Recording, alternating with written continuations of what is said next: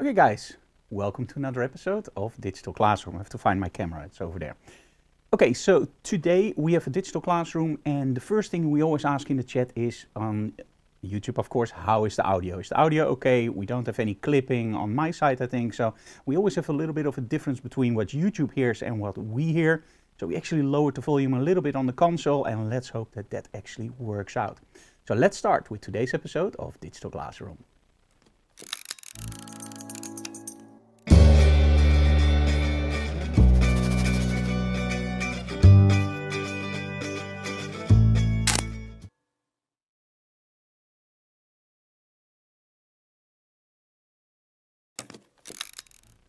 Okay, here we are. So today, Digital Classroom is about something that a lot of people ask me about, like how do you work on location? How do you get locations? How do you arrange everything? What kind of gear do you use? What kind of shoots do you do? How are the ideas? How do they develop? And I think there's a lot of stuff there that is actually very interesting for guys that are starting out with model photography on location, but also for people that already do model photography on location for many, many years, like myself. Because in all honesty, every location is different and every time you learn more. So I've created a slideshow with a lot of images. We're going to go through those images. I'm going to tell you about every image, a little bit about what we do and how I did it. But most of all, it's a little bit different than an educational form. So normally we have a lot of education in Digital Classroom with, for example, first we're going to do day to night and we're going to do this. Today I'm going to do it slightly different. I'm going to do it in topics. So we're going to literally talk about a topic, and I hope in the chat that also you guys will interact a little bit and ask questions about those topics. So let's start. I will make myself really small. That's always the best, of course. Whoops, there we go. Okay, so the first thing, of course, is subscribe to our YouTube channel. I can't stress you guys enough how much that helps us. Now, a lot of people think, hey, a subscription to a YouTube channel, it really helps because in the search engines, we actually come out then better. And of course, also for our sponsors, it's way nicer to see 27,000 people instead of 26,999. So come on, let's hit that mark. Okay, so today about location. Okay, working on location from start to semi-finish. Now, why did I do semi-finish? Actually, for a very simple reason. I'm not going to do the retouching part. I'm just going to do the part where we talk about what we can do on location, right? So semi-finish, so everything except the retouching part. Okay, let's start very simple, available light. Of course, this is something that we already have, right? We have the sun. What do you do with the sun? Well, you can make images like this. Now, this was shot very simple outside our studio. This is actually the back wall of our old studio. So now we are in a different building. This is actually the building where I'm now, what we call the bat cave. And we took our model out and it was very, very bright in the sun. We gave her sunglasses and that's about it. There's nothing else there. Now, why do we wear sunglasses outside? To protect from the sun, right? But did you ever notice that when you shoot a model outside, you have those raccoon eyes underneath her eyes? It's a little bit dark, a little bit nasty looking, right? You don't want it. That's actually because our eyes are, of course, a little bit deeper than our eyebrows. So that means that there will be a shadow there if you look a little bit down. Of course, you don't want your model to have those raccoon eyes. So what do you ask your model? Look up. But when they look up, they look directly in the sun. So you go like this. And that looks terrible, of course, on an image. When you give them sunglasses, they can close their eyes or they can open it up, but the sun doesn't bother them anymore. And it just looks freaking cool, right? So that's actually what we sell to our customer. Like, hey, sunglasses, cool, right? For the very simple reason, in bright sunlight without sunglasses, the images will not work out the way that you want. Same here, available light. I'm going to go through the images pretty fast. All available light. Now, black and white, of course, is awesome with available light. And one of the reasons for this is actually pretty simple. When we look at old-fashioned photography, for example, glamour photography, George Sorel, it was often way enhanced in the contrast, right? Dark contrast, very, very stark images, hard light. Now, a lot of the landscape photographers, they actually get out of bed really early to take pictures. Golden hour, right? For us model photographers, we pay a lot of money for hard modifiers, reflectors, Fresnel spots and whatnot more. While outside the sun is the perfect hard light source. So use it, make it black and white, just pump up that contrast, add a lot of noise and you have instant art. right? Even if you mess a shot up, doesn't really matter. It does, of course, but hey, you know what I mean. Okay, same here, all natural light. And of course, natural light doesn't have to be outside. You can use windows. And these are all shots where you literally can do it with your iPhone or your smartphone or whatever you want to use it for. It's incredibly easy to capture a shot like this. The only thing is, make sure you position your model the right way. Make sure that the styling is okay. But that's stuff that's for later. Now it's just the lighting. Okay, same here. We did actually, and this is something that we encounter a few times during the seminar. This is a shot that I set up with strobes. And then in the end we just went like, oh man, the images without strobe are way better. So just go without the strobe. And the only thing is, when I use the strobes, I'm able to actually show you a little bit more what's outside the window. Now you see that the windows are pure white. That's because, of course, there's a lot of light coming from the windows and not a lot of light inside. If I use strobes, I can balance that nicely. We're going to talk about that later, don't worry. This is all natural light. Even this is natural light. And why not, guys? It's one of the most beautiful things there, and it's free. Now, this was set up as a strobe shot, but somehow we use speed lights here. And in all honesty, the speed light didn't fire a few times and I didn't see any difference. This was so incredibly bright that we just decided, you know what, just forget about the speed lights. Let's just do it with natural light. I have to be honest, you are incredibly lucky because look at the sky. There's a lot of clouds there, and the place where we were actually parking our RV, this was shot during a tour in the UK, where we traveled with 2 models. This is Lena. And exactly the moment that we walked out, there was this nice bright spot. So we just took the shot. And the strobe shots are okay. The natural light shot, I don't know, the strobe shots didn't work here. You hardly saw the strobes, and they actually gave some extra false shadows. Sunlight was bright enough, so why not? Same here, use window light. In this case, it just wraps around your model. And look at all the windows there. So it's easy peasy, right? Natural light. Now this was one of those shots that we actually set up as a strobe shot. This was shot during a workshop, and I just love that area. So our idea was to place a strobe outside, place a strobe inside behind our model to wrap around the light, play a little bit with the exposure time so we can actually get the chandeliers in. I had set everything up and I was just struggling with it. I was just going like, I don't know, I just love that whole paintery stuff in the back. Let's see if we can light it up. So we turned the strobe around and it just wasn't even. And at one point I was just going like, you know what? There's always the solution of natural light. That's the cool thing about workshops on location. You go with me to a location. I was never there before, or maybe I was, but you know, I'm not experienced in that location.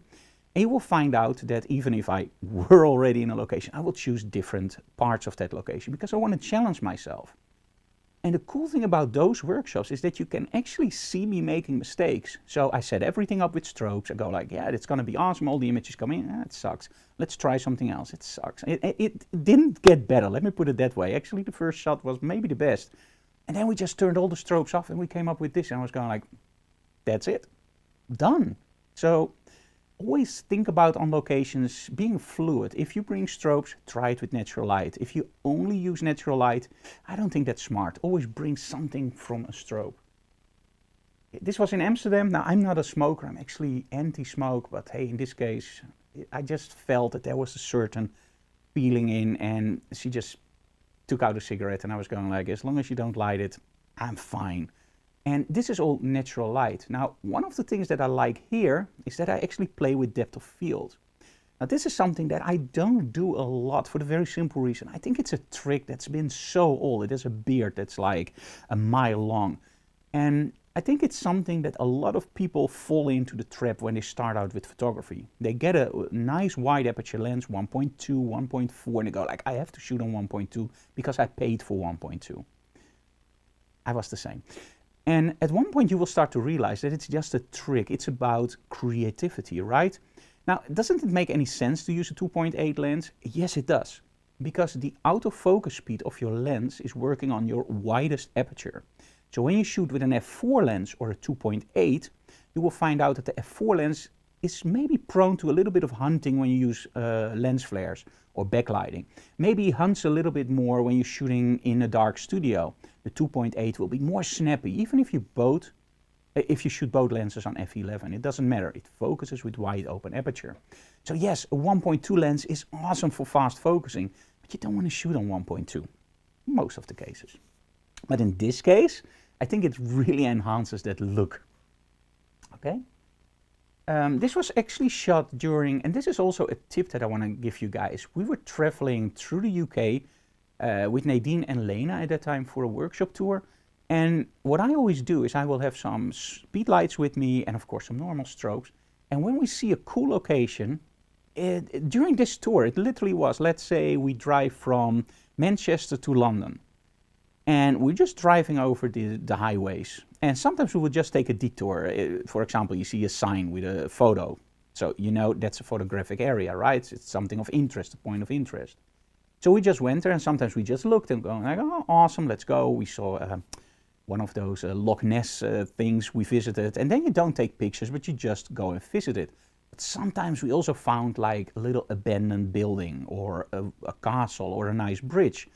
The nice thing about having models with you and an RV is they just very quickly dress up, go outside, we take the pictures, and I think something like this maybe takes you 10 minutes, 15, 20 minutes max. And a week helps out with the strobes. Nadine is posing, I take the picture, we look at it, great, try something else, okay, let's go inside the RV and let's continue. And that's the nice thing, you don't have to spend a freaking amount of time on taking those pictures. You can do it relatively fast, on location, very quickly.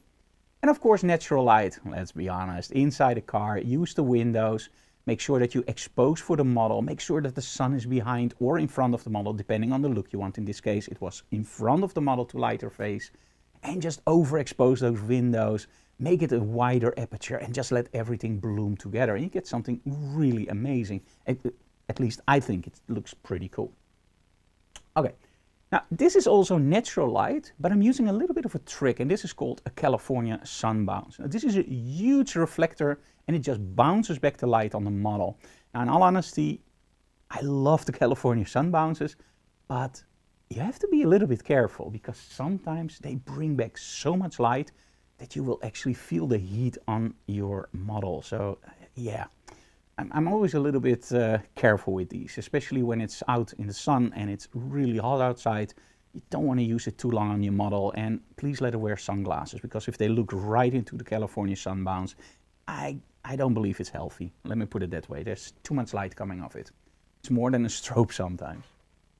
Okay, now natural light is cool. But what if you want to add a little bit of light or maybe a lot of light? This is where speed lights and, of course, well, we also sometimes call them small flash comes in. Now, I have to make a distinction here. In the past, it was very, very easy. Speed lights, Canon, Nikon, those little things, right? But nowadays, you also have stuff that is a little bit smaller, but is still considered a studio strobe. Profoto, Hensel, Elinggrom, Godox, we all know them, right? They have the smaller sizes, and they're not really studio strobes, but they're definitely not speed lights. So nowadays, let's put it this way. Everything that's smaller than a big studio strobe, that's what I call speed lights. Everything that fits in your bag easily. Okay, so this was done with a speed light outside. Now, as you can see, it was raining cats and dogs. And if you look very closely, you might wonder, is it really rain? No, it's not, it's hail. And I live in the Netherlands, as you know, you never know here. The thing was, we set everything up to create a small instructional video for expo imaging, for the flash bender. We did everything right, up until the last point. This was the shot that I really wanted with all those lines. And we did everything right. We set everything up, we planned everything was cool, the model was there, we took some test shots already for the video. At the moment we already took some B-roll, and this was the moment we were shooting the video. And at that point, within 10 seconds, the hail was coming down so hard, it literally bruised our model on her arms and her face. It was really hard. And I asked my model, in this case Marie, what do you want to do? Want to stop and hide or just continue? And the only thing she said, she looked down and you can see it in her face. She says, go on, let's go on. That's a trooper, right? We were soaking wet, but we got the shots. So on location, you always have to be careful, of course, especially in countries like the Netherlands or the UK.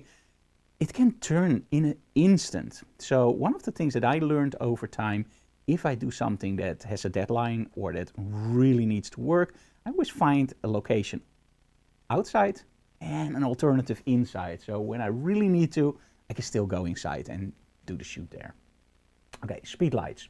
Speed lights are also very handy, again, in that tour concept. In the RV, you want to be fast. You don't want to set up a strobe, power it on, use a light meter. Of course, you can use a light meter, but hey, you don't want to bring out the whole charade. What you want to do is you want to walk over to the castle, in this case a ruin, place your model there, grab a speed light out of your bag together with your camera, just hold it on a selfie stick or whatever, or maybe let Anne-Week, in my case, hold it, and just take the picture and you're done. The nice thing about speed lights and some studio strobes is also they have an option called HS, High Speed Sync HSS. But they also have something called ETTL, metering through the lens. That means that images like this in combination with the Sony camera becomes really, really easy. You just put your camera on setting effect on. That means that it simulates what you set up on your camera. You aim towards your model. You set everything up that you like the scene except for the model. So you set everything up as dark as you want or as light as you want. And after that, you just press the shutter. And at that point, the strobe, on my Sony at least, and on some cameras you have to change some stuff, but anyway, the strobe will light on the model and the model will be perfectly exposed. So through the viewfinder, those EVFs, electronic viewfinders, which you can find on Sony, Canon, Nikon, and Fuji, they all have now electronic viewfinders. You can have two options often. One is for in the studio, where everything is just normal, like an optical viewfinder. You have the electronic viewfinder, where they actually emulate the settings on your camera. Now that final part, that's what we use a lot on location. In the past, what I would do is use a light meter on spot metering, meter something that was really dark or really bright, and calculate back to the exposure that I needed on my strobes. It's not hard, but it's extra work. Nowadays, I just look through my viewfinder, set everything up the way that I like it, nice, press the button and the strobe will do the rest. Do remember, that's only on ETTL. If I set it up without ETTL, it's actually not that hard. Also, you set everything up, you look at the aperture, and then you set your strobes on that aperture. So it's one step more. But this is where speed lights really excel. Let me see, there's a question here. When you shoot low to the ground, looking up to the model, what is your favorite wide angle setting? I don't have a favorite wide angle setting. Not. I don't have a favorite setting at all. Maybe sleep mode. No, I really don't know. There's no favorite setting. Every single situation is different. Every model is different. Every styling is different. My mood is different every day. So when I shoot up at my model, it's mostly because I want that powerful pose or maybe something weird. But there's not a favorite position for me. Really, it really depends on the model. I would hope I would give you a more direct answer, but hey, that's the truth. Okay. This case also, one of the things that I do like about speed lights is that we can actually use something called high-speed sync. Now, high-speed syncs makes it possible to shoot on higher shutter speeds than 125th or 160, according to some 200. It doesn't really matter. Let me put it this way, it's below 250th, because that's literally the max you can go. Now, when you want to shoot somebody that jumps, you don't want that 1/200th, right? You want 1000th. Now, one of the things that speed lights do really well is they stroboscopic affect your model. Let me rephrase that. With high speed sync, they actually strobe the strobe. So in other words, they shoot it at, I believe, 50 Hertz. And that means that when the shutter opens, your shutter curtain is closed, right? It's like a really small line. That's why with studio strobes, you only see a black corner. A black border. With your speed lights, they will actually do this. So they make like a little stroboscopic effect, and it means that they light the model while the shutter curtain is going up. And that means that I can shoot on 1/1000th of a second and still use strobes. As you can see here, that literally freezes the model and still makes the backdrop a little bit darker than the model itself. It's very subtle, but it works. Now, why didn't I do something like day to night here? That would be very spectacular, right? There's something that you have to realize when you do a jumping model outside with sunlight. And that is the backdrop shouldn't be too dark. Let me explain this. Whenever you have a model that jumps outside and you use a lot of strobe power, you will find out that often around your model there's like a black border, like a black halo. And often a lot of people go like, hey, what's that? Is that lens blur or whatever? No, it's not. What happens is your model jumps, you fire your strobe, right? And your strobe lights the model. but the strobe is a pulse. It's really fast, a studio strobe, right? It's really fast. So that means that your model goes up, is frozen, and goes down. Now let's see that your shutter speed is this. It's almost up, your shutter goes open, the model is at her floating point, your strobe fires, your strobe dies, your model goes down a little bit, and the shutter closes. That means that that little piece up, freezing time, and that little piece down actually captures a model that's black, because there is no light hitting the model, and only at that one point there's a little bit of light. So that means your model will have a black halo. Now this is something that doesn't look right. So when I shoot motion outside, I will use or high-speed sync, like in this case, where you have that effect a lot less, or I will make sure that the balance between my foreground and my background isn't too big. So I can still see my model's outline, although maybe it's a little bit blurred, I can still see her outline, but her face at least is properly lit. In this case, that didn't make any sense because she was looking down, and this shot I liked most. We have a lot with her face, but sometimes you don't have to see the face all the time, right? Okay, this is also speed light, and here you can see that we use a little bit more the day to night. This is high speed sync, and this was shot during a workshop with Expo Imaging with one of their employees. And I just love that wall, but I didn't want to show the whole wall, right? I just want to show it as a chaotic backpiece. So we just placed them there inside a circle. Now this is also something on location, find those things, because you can of course create a vignette in Photoshop. But what if the vignette is already there? And in this case with the graffiti, we just placed them inside that circle, used a lot of strobe power on them with a, I believe a flash bender in this case. And it just worked together. And that vignetting, it really works nice. The only thing I told them, make sure that your sneaker doesn't go down too much, because I do want to make sure that people still see the the foot. Because if that goes down into that darker area, you will lose the foot, and that just looks weird. It's like he's an amputee or whatever. So yeah, make sure that you look on location for those kinds of options. Okay. Now speed lights again are awesome when you just walk around. Like in this case, we were in New York with Nadine, and we just walked around Times Square. And sometimes I just threw the speed light to Anna, or she had it in her coat, and very quickly I put up my camera, Nadine, stand there. And before anybody noticed it, although in New York I don't think anybody will notice you unless you undress in Times Square and stand in the middle of the way, probably, or in the road, probably nobody will ever notice. So we actually took some really nice shots just with speed lights. And that's the nice thing, it's you have them in your pocket. The Frank Dora flash bender is the one that we use a lot, of course. It's soft silver, it just folds down nicely, but you get a lot of nice, softer quality of light, and you can steer it like a snoot. This looks awesome. And of course, with high-speed sync, look at this. If you have a lot of people in the back and you don't want to show those people, go all out. This was shot during daylight, broad daylight. And look at the contrast you can get with high-speed sync. I believe this was 1/4000th or 1/8000th of a second with high-speed sync. Looks great to me. Or you can do the same thing with just a little bit less. Now another thing on location is of course those freaking people. Did you ever notice that there are so many people on the Brooklyn Bridge? So what do you do if you want to make a picture? Well, that happens a lot on touristic locations, right? We talked about it in the previous episode about Space Center. And it also happens a lot when you are on location, for example, in New York or Los Angeles or wherever you are, Amsterdam. There are people on the road. Now, there's one very simple trick. And if you saw Cobra Kai, you already know what it is. No be there, right? No be there. What do I mean with that?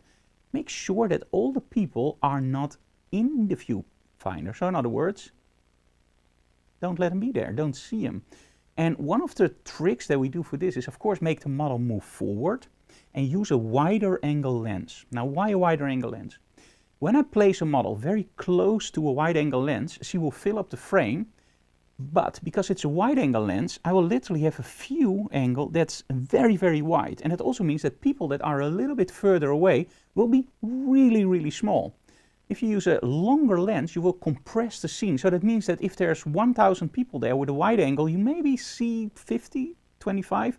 If you use a longer lens, you will see 1,000 people because you compress everything together. Now, of course, you have to make sure with a wide angle lens you don't have a lot of distortion, and you have to find your angle very, very nicely. In this case, we embrace the distortion. It's something that I do a lot with wide angles. So I intentionally make her legs look a lot bigger. This means that by not hiding the wide angle lens, people will actually not notice it. That's weird. No, they will actually go like, oh, that looks cool. By placing Nadine a little bit up on the sidewalk, by choosing my own position, you can still see people behind her, and I didn't clone it out because I think that will look terrible. But there was a whole stream of people, and when you look here, you maybe see 3 or 4.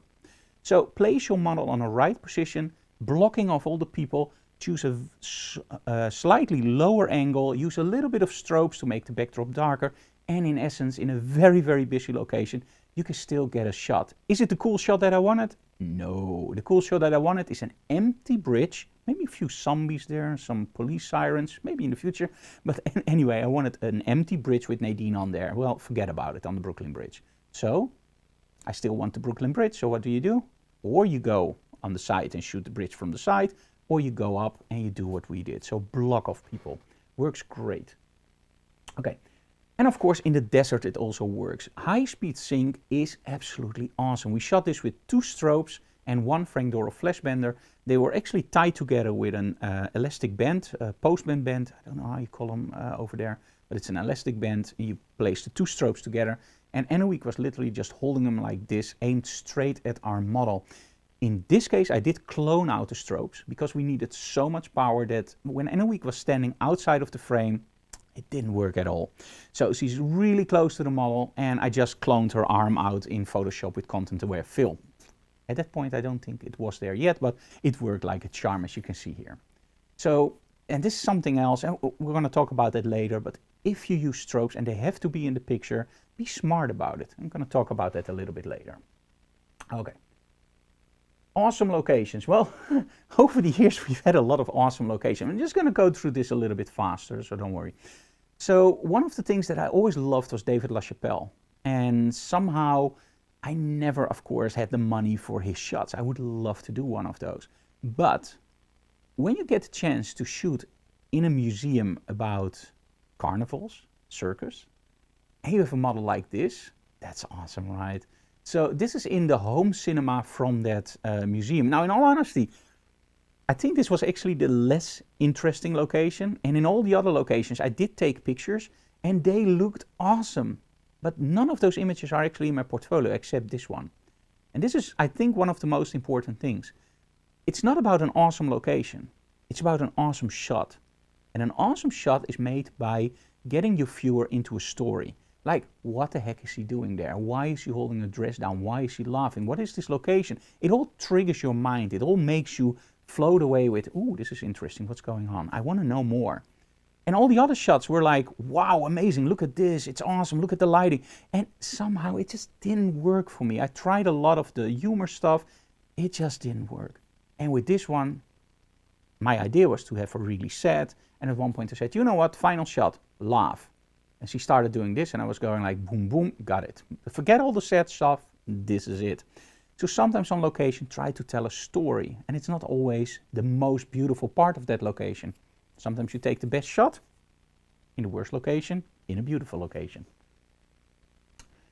This is also something that can happen. Like when we're on a trip, some local photographers ask us like, hey Frank, do you want to do a photo shoot? Always say yes. Because trust me, even if you're tired, and sometimes I'm so tired that I don't want to do it, but I always say yes for one very simple reason. They know the locations. In this case, they knew a great location, Nelson in Nevada. And if I have the story correct, this was from a Nicolas Cage movie where he actually crashed a plane and they left the plane there. If somebody knows the real story, feel free to correct me, of course. So anyway, we had this model, and the only thing the model asks at me is, what kind of dress do you want? Now, I'm crazy for color, and especially red. So I told her, you know what, a red dress. And we were standing there, and she saw the plane. We're using here 1 strobe, by the way, with a very, very large reflector. We're going to talk about that later.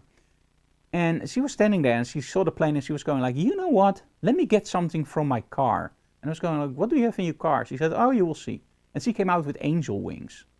So I asked her, and this is the honest truth. So I asked her like, hey, did you know you were going to do a photo shoot with angel wings? She said, oh no, I have them always in my car. Sometimes just don't ask. But the image, I just love the whole image. It's again a story. What kind of story? I don't know. Fill it in yourself. That's the cool part. Same here, awesome locations. Look at the backdrop. We're going to talk about this later. So remember this one. Remember this one, right? Yes, I'm going to let you look at it a little bit. Remember this one. Okay. Inside, now this image isn't the best image that I have, but I wanted to tell you something else about this, and that's actually detail for red. Now, if you know me a little bit, you know I'm a huge fan of Caravaggio. Caravaggio is a painter, and when you look at his paintings, you will see that he often uses very, very strong colors. So everything is muted, also like Rembrandt, everything is muted, and then sometimes a color just pops, jumps out. I try to do it a little bit like here with the red cushion and of course the crest on top, but there's something else why I have this image in here, because I can show that in many other images. We shot this image and we actually wanted the furnace to, the open fire to be burnt, right? So we asked the Lord there, can you please turn it on? It really was a Lord. So he came in, poked the fire up, and he left. Next time, when you feel a headache coming up, you feel a little bit nauseous, and some of your students are going outside and they also don't feel really well, you might want to check if actually there's also something else open, and that's actually the fresh air lever. So half an hour later, he came actually back and he said, oh my God, I forgot something. And he opened it up. And at that point, we all knew that's where the headache is coming from. So when you're on a location, make sure you check that kind of stuff. Or when you feel a headache, just go out and figure out what it is. I just thought I was tired, but when I heard from other students they got a headache, yeah, that was one of the times maybe we escaped something horrible, but you never know. But make sure you check that, because we didn't see any smoke. But it wasn't good. Okay, same location, different model, different time. What I try here is, it's an awesome location, but I needed something else. So I didn't want to blast my model with lighting, so I placed her in between the chandeliers and just used a little bit of lighting, emulating maybe a third chandelier. And this is the nice thing about working on location. You never know what's there. Now, if I use a strobe on my model here and just light her fully, it could be a window. But in my opinion, it takes away a little bit of that sense of that location. So we used a small strobe in this case. And same here, just make sure that it fits in that location. We wanted that desk in. I was figuring out how to do it. I just love the reflection of those tungsten light bulbs on the painting, and we just placed our model there. And I didn't know what to do with the model. And because it's a wide angle, it looks a little bit funky. Remember, embrace the distortion. So I just looked at it, okay, look up, like, look weird, pull your dress on. So she looked up and it just worked. So sometimes it's a chance or a challenge with a wide angle, or a gamble. Sometimes it works out really, really well. Same here. This was actually what we tried before. So the previous shot I like a lot more. Here you see me struggling. You see that I'm looking for direction. I want to show too much. And that's one of the main problems I encounter myself on a location. What do I show? Do I show everything, or do I show a small part? And in this case, I think the small part works way better. And of course you don't see everything, but hey, I would rather have an image that's kick-ass and that's cool than an image that shows everything and where people go like, I don't know. So personally, I like the other one. Now outside, there's something called stairs. That's interesting. Now over the years, I've done a lot of workshops in locations like castles, mansions, destroyed buildings, urbex locations, studios, and whatnot more on the street. And one thing that always mesmerized me is stairs. And in this case, we just placed our model on the stairs. The lights on the back were in the official image, they were off. So we turned them on in Photoshop to create a little bit of an atmosphere. The only problem is, and this is something that you have to think about when you're on location. I was on location, I saw this scene, and immediately I said to a friend of mine, Jaime at that moment, he was with us during all those workshops.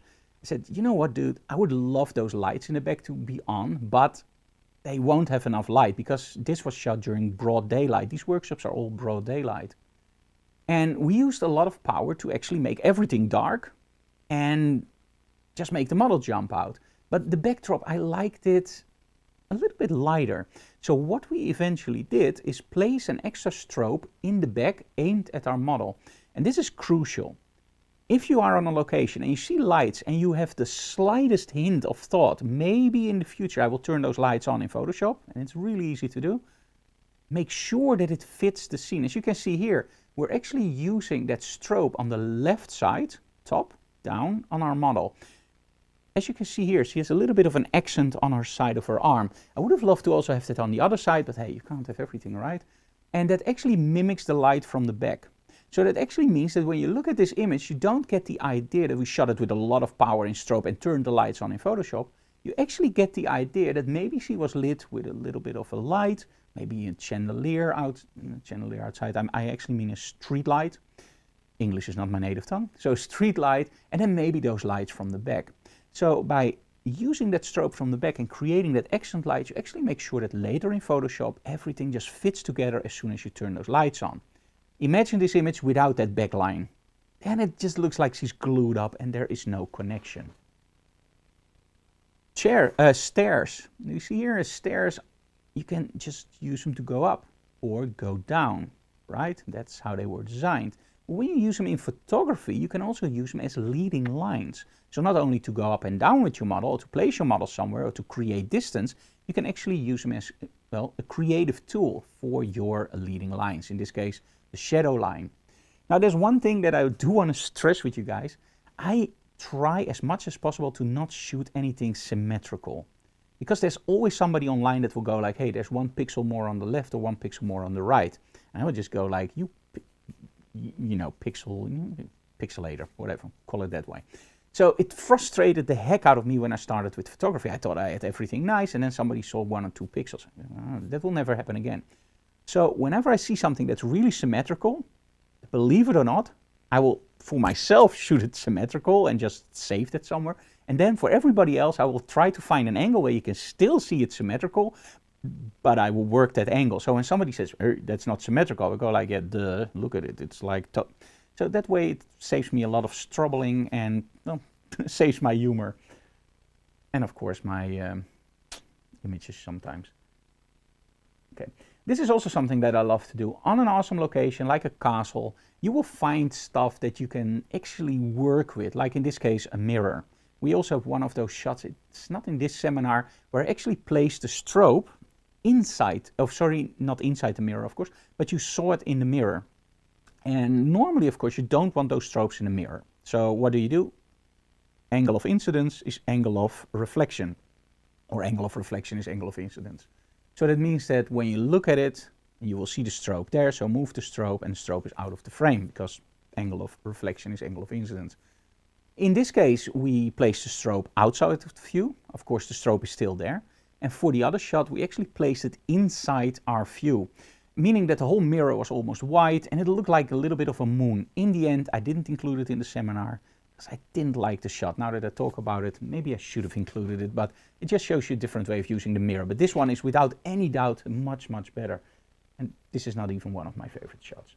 The reason we did this, and this is why it's in here, you see the harness and all the stuff on the wall. For the love of it, I couldn't get that in the shot, and I really liked it. Now, when you look really closely, you can actually see that there's a fence in front of the harness.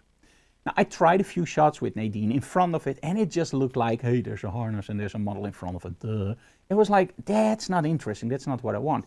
And then at one point, I just looked on the side and I saw this big mirror, and I was going like, why not? So I placed my model against it, and I just started finding the angle and saying, Nadine, a little bit this way, this way, this way. There we go. And now I had the harness in, I had all the stuff in the wall, and my model was against it. The only thing was light it. And that's a real problem because that reflection of that strobe will show up in a mirror very, very easily.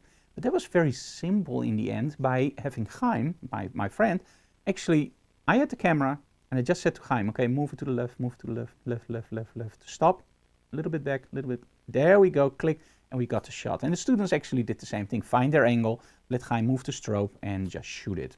So mirrors can be really, really cool to actually compress a scene where you want to include details, but you can't do them because the model can't pose in front of them, or it's messy, or it doesn't look right. Use the mirror. The mirror compresses and everything just fits nicely together. You can also use framing. Now, leading lines are cool, but in those older locations, you also have those really nice arches. Why not place your model in front of it? Now, I have to be honest, this almost went wrong. Nadine didn't fall, but Krista, the wife of Chaim, actually fell down. She tried to take a picture from this, and I don't know exactly what happened because I was looking another way, and she actually fell down. So on location, that's also always a risk. So make sure that you're careful. Don't wear high heels or whatever, and make sure that you know if you fall, where you fall. So in other words, be safe. Okay. Same here, awesome locations, but as you can see, it's all a model in front of an awesome location. Now, at first, I really love these shots, and probably you guys watching it go like, Frank, I really like those shots. But in all honesty, when you do, well, maybe 20 castle workshops in a year, dude, I get bored with castles like crazy. So I started to do other stuff, like for example here, leading lines, natural light from the back. Or, in this case, use blue light and a Viking in a church. If you saw Vikings, you actually know the link, right? In this case, why not? It tells a story. It's not something that didn't happen. Vikings were a lot in churches because they raided the churches. Did I want to show aggression? No. Maybe this is a Viking that actually transformed. If you saw the series Vikings, you know that some Vikings actually transformed into the Christianity, right? And she's holding a cross. Now, in all honesty, that's pure coincidence in this case. And that's the cool part. If she wasn't wearing a cross, I would tell you a different story. I would tell you about a Viking that was there. Now, because she's wearing the cross, the story becomes maybe she converted to Christianity. Maybe she's defending the church against the other Vikings. You know what I mean with storytelling in location? Don't always tell the story, but put in enough detail that people can start to create that story itself, for a very simple reason. If you watch a movie, that's really awesome, but there's some hidden story. One of the examples, for example, is Triangle. It's a really cool horror movie about a boat, and they come on board of the boat, and there's something weird going on, and they see themselves sometimes, maybe. I'm not going to tell you anything more, but it's really a movie that ends. And if you want to understand the movie, there's only one solution, and that's actually what Enoweek and I did.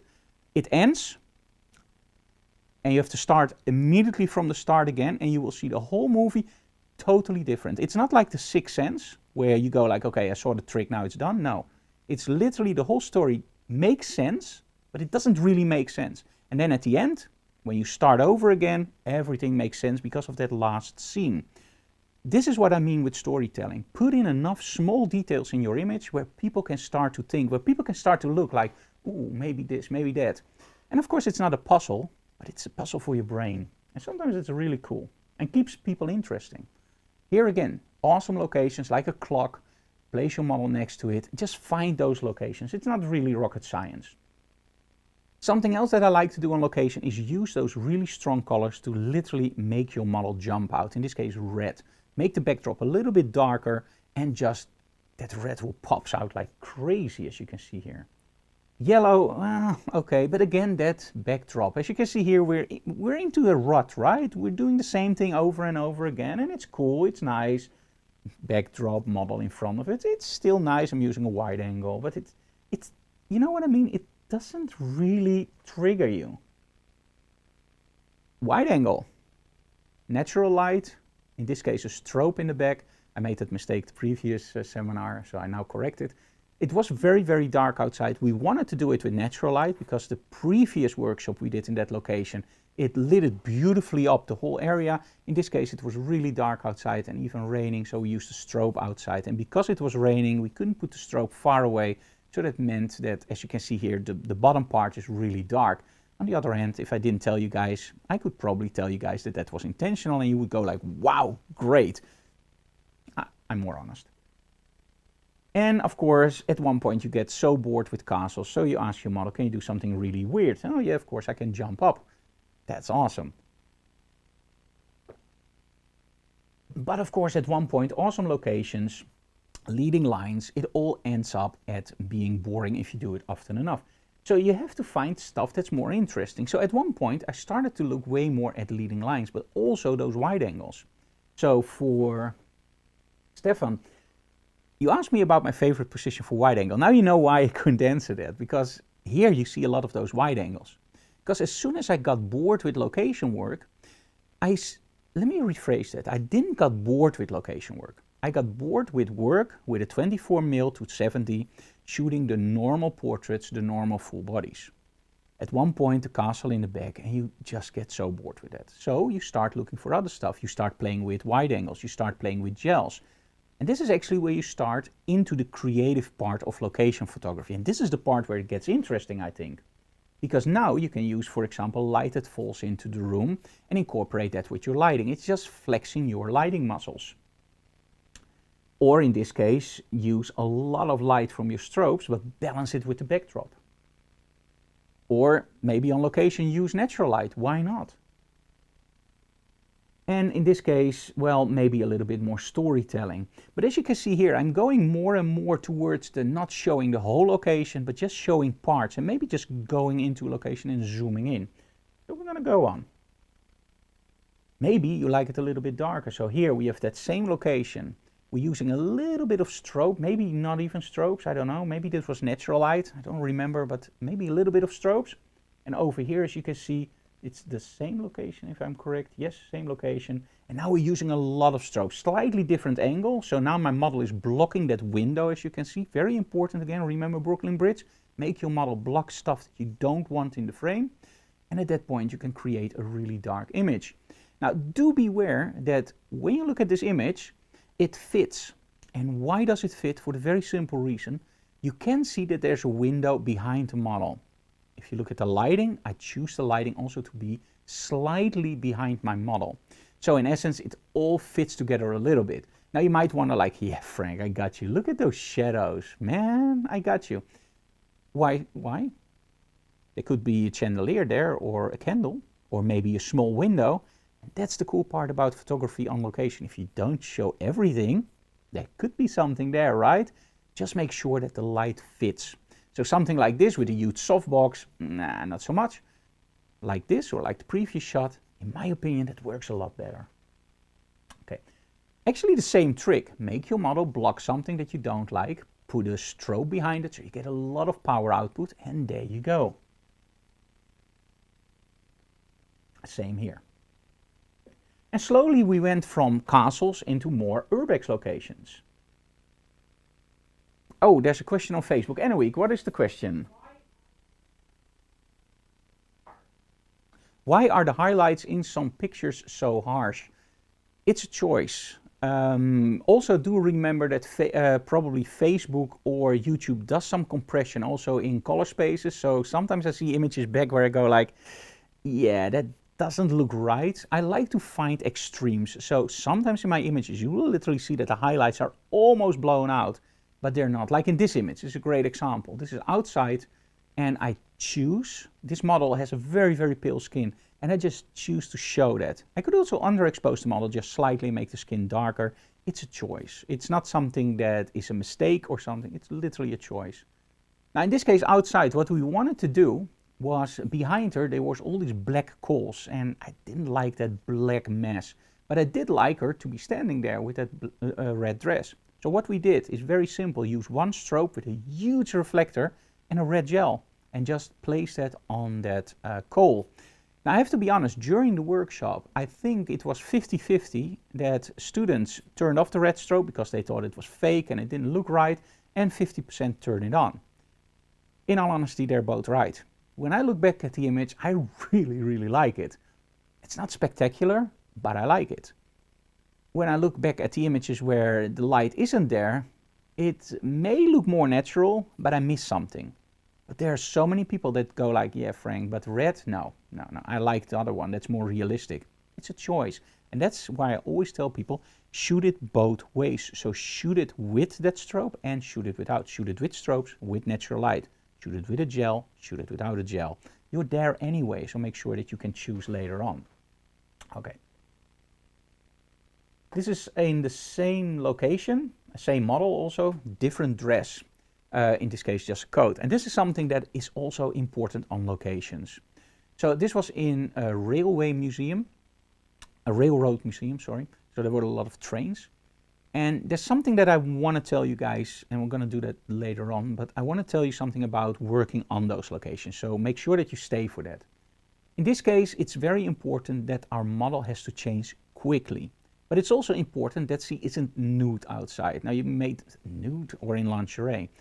Now, we are pretty liberal people in the Netherlands, but still there are a lot of people, if a model undresses, they will go like, ooh, interesting. And we don't want that, right? We want to make a sure and safe environment for our models. So what we try to do on location, and luckily a lot of models do the same thing, is think ahead. So we're going to first do a shoot with a red dress. After that, we're going to do a shoot where you can use the large coat over the red dress, just change your hair. Then we have a break. You can go to the restroom, and that's in the building where we go, so that's a little bit of a walking distance. And then you can change for the next set. Let's start out with shorts and a skirt. A t-shirt. Okay, for the next set, we're going to use, you see what I mean? So we're going to start with something, and it's literally planning. You don't start with, okay, let's start with big hair and smoky eyes, and then take everything off. No, you start small, and then you start to build it up. We do the same thing on location. Per set, we make sure that we don't have stuff that you need to change. You can very quickly just change it over. And also on location, if we do 2 sets, we always bring 3 or 4. So if we see a set and go like, yeah, that doesn't work, we just change it over. Okay, wide angle. In this case, we saw this really big wrench and going like, can we use that? Yes. Okay, cool. Now when you have a big wrench and you have a big train, you of course want to enhance that, right? The hero mode. So we're sitting on the floor, aiming the camera up and shooting this image. The only problem was that the train in the back looked absolutely horrendous. In other words, it wasn't there and you only saw a little bit of detail. So we used a strobe with a red gel and just placed that about, I think, 20 meters away from our model and just lit the whole side of the train. It looked absolutely amazing. The only thing was somehow it didn't work. So I find myself going from that whole train, looks amazing, amazing, but the model didn't work. And it's not the fault of the model, but sometimes you have this composition in your image where you go like there's no balance. So I looked, no. And I went more and more and more and more and more and more and more and more. And at one point I was here and go, oh, this looks interesting. Okay, go down, down, down, down, down. And this is the image that actually came out. Now you might say, hey Frank, isn't that a shame then that you lit that whole train with one strobe? No, maybe it would have worked.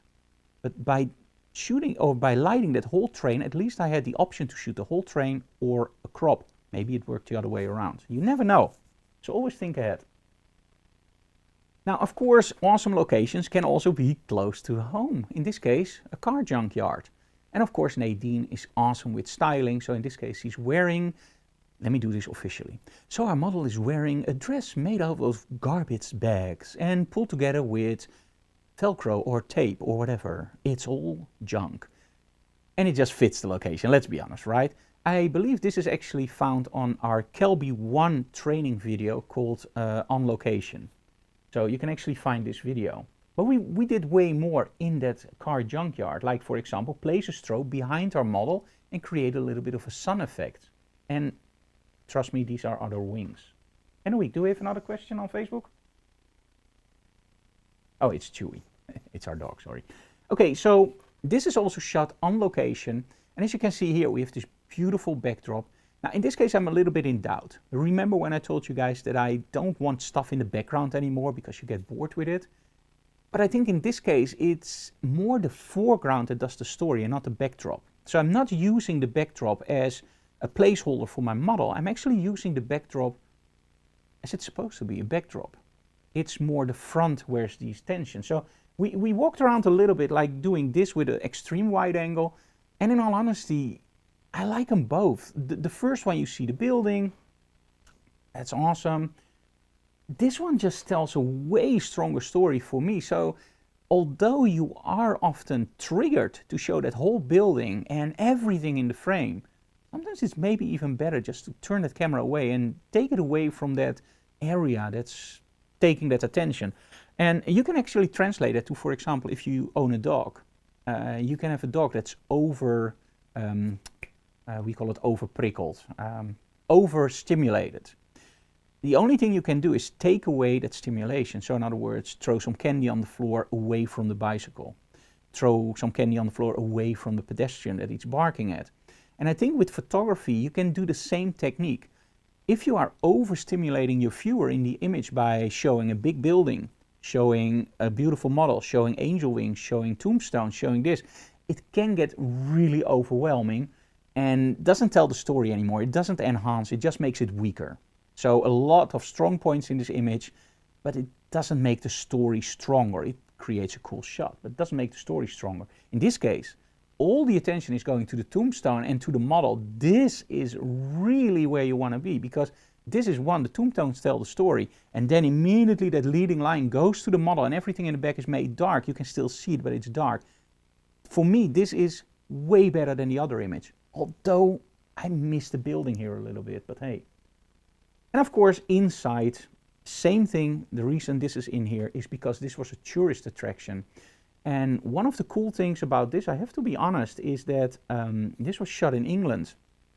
And at one point we were shooting, and I was just going like, we were also taking some video, and I was just going like, where are all those people? There were like 200 people here, or 250, I don't know. It was pretty busy.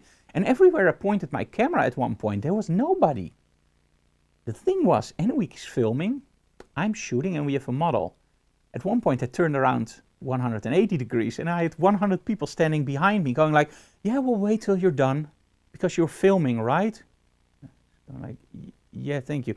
Now this is something that I felt very uncomfortable with, because I felt rushed after that, because there were so many people waiting. They were just being nice and kind. We didn't want to walk into the picture. Awesome, right? So that was how I was able to shoot something like this in a very, very busy location. So my idea was actually to lay on the floor and let the sun go down under her arm, so blocking off all the people. But while we were setting up and I was getting ready, all the people were walking around, so I had this lower angle, I shot it, and then I came up and I was just looking, oh, this is awesome, everybody's gone, let's take that picture quickly. So I took those pictures and I was just keep on shooting, and I was just keep on going. I was, oh man, now there are no people here. And then Enweek just tapped on my shoulder and I just looked around and go, oh, okay, let's stop shooting, let's get everybody in. Right, so sometimes you're lucky. Not on the Brooklyn Bridge. Okay, location, awesome locations. In this case, the cockpit of an airplane. Don't worry, this is a simulator. So how do you light something like this? Because it's way too small for example, speedlights. Even a speedlight couldn't fit here. What we did here was actually use the available light from all the tech stuff and the window. We asked them to actually make it look like it was crash landing. And in a simulator, we had to wait for 5 minutes because they had to do the whole approach to the airport, and then they actually pulled the nose down and just stopped the simulator. So that's actually what you're seeing here. And then we let Nadine stand behind, reach behind, and I'm using a Lume Cube on a selfie stick. So it's a very small LED light. We placed it on a selfie stick, hold it in front of an area where we could easily clone it out, and that's all the lighting you see. I was alone in the cockpit with Nadine because there literally was no space for anybody else. So I believe in this case I actually engaged my live view for the students so that they could see on the laptop actually exactly what I was doing and not only the images coming in. But yeah, and this is the same thing. When you're on a location, try to maximize that location. What we try to do is we always ask our locations like, hey, can we shoot? Yes, okay, so we pay for it. In essence, that means that I pay the entrance for all the students, parking for all the students, plus we pay a pretty hefty fee for the area. Now, of course, on my side, and I would highly recommend you guys do the same thing, there are also demands from my side. And that is within reason. I don't want to be limited. I want to go wherever I want to go. If I want to go into the cockpit, I'm paying a lot of money for that day. I want to go in the cockpit. And trust me, I know what I'm doing. I know that I can't bring a backpack in there or a stand. I'm very careful. But a lot of people don't know that.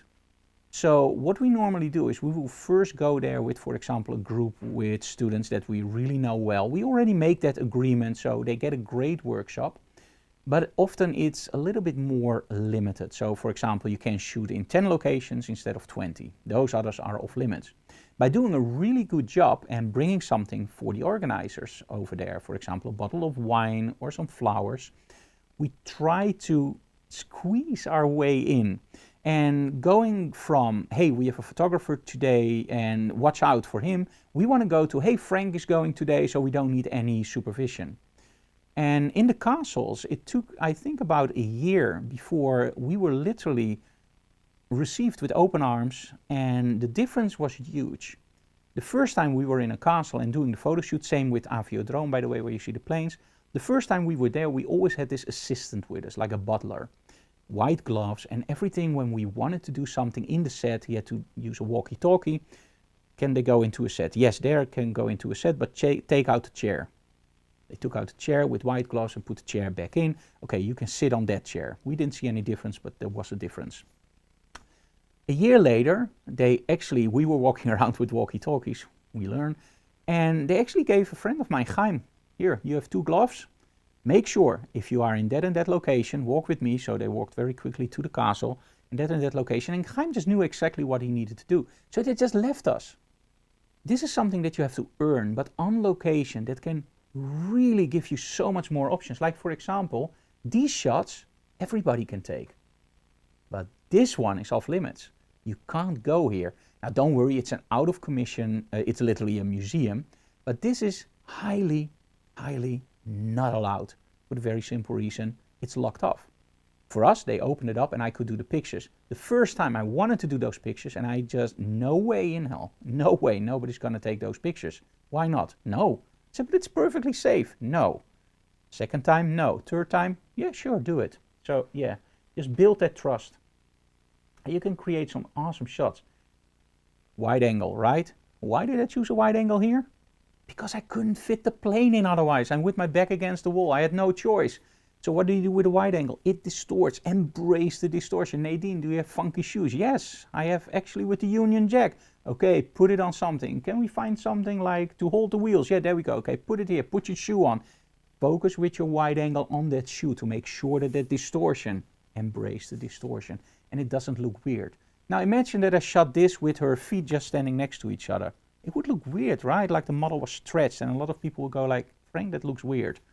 Embrace that distortion, and especially on location, sometimes you have to. And by the way, by using a lot of strobes, we actually made the background really dark so you don't see that it's actually inside a very ugly hangar. It didn't look nice. Same here, inside the cockpit. Now, what I always try to do is show areas. So in this case, we had a really old, like an industrial area. And I believe we're going to go here again in the future. And I just love it. And what I try to do in this case is make it more industrial, but I still want my model in there. Now, there's a little trick. We always read from left top to bottom right. This is how we are trained, right? By angling the shot slightly and by placing my model to the upper left side of the frame, I'm actually doing something that a lot of people will say this is dead wrong, because you always have to make sure that your model looks into the frame, and my model is actually looking out of the frame. The reason this works is only because it's slightly angled, but also because the model is slightly lighter. So now what happens is you go from the top, you go to the bottom, you want to leave the image, but you can't. You go back to the model, because that's a brighter spot in the area. That's also why in that location often my logo is. And that's bright red, so it draws your attention. You can't leave the picture. So you go to the face of the model, and because it's angled, you go to that exhaust, and then you go back, and maybe now you leave the image. With that information, just look at that image and just see what I mean. It's very easy for competitions to fake your way into the top 10 or maybe top 5 that way by simply looking at composition and remembering we are trained to read from left top to bottom right. Play with it. Play something really strong on the bottom part on the left side, and people will look at it and they can't leave the image. But of course also here, leading line and symmetry, as you can see here, intentionally not shot symmetrically, but out of the frame. But something like this is cool, but what if you stand up a little bit more? You see how many options there are in one location? But those are the great locations. What about if we go to lesser locations? Well, let me first show you what you can do in a video, right? So, here we go. In the book. And I thought, what is the best companion to a book? And that's video, right? Because then you can see what we're doing. So our first video was all about the light meter. The second video is all about a topic that's really difficult for a lot of photographers, shooting on location. Because let's be honest, there's so much going on. You have the location, you have the model, you have public. What gear do you bring? What stories do you want to tell? How do you shoot something? How do you... Well, there are so many questions. It's impossible to just tell you everything we're going to do in the video and the trailer. So we made a video while traveling the UK and Scotland with two models, Lena and Nadine. And I'm going to show you how to shoot with, for example, the Emmeloord Quadra. I'm going to show you how to shoot with small strobes, which modifiers to use, what a grid does, how to coach your model, and way more. And we even included 2 full retouch sessions. So if you want to shoot on location and you want to go from okay to wow, you want to master your model shoot, then watch this video, On Location, Mastering the Model Shoot, video 2.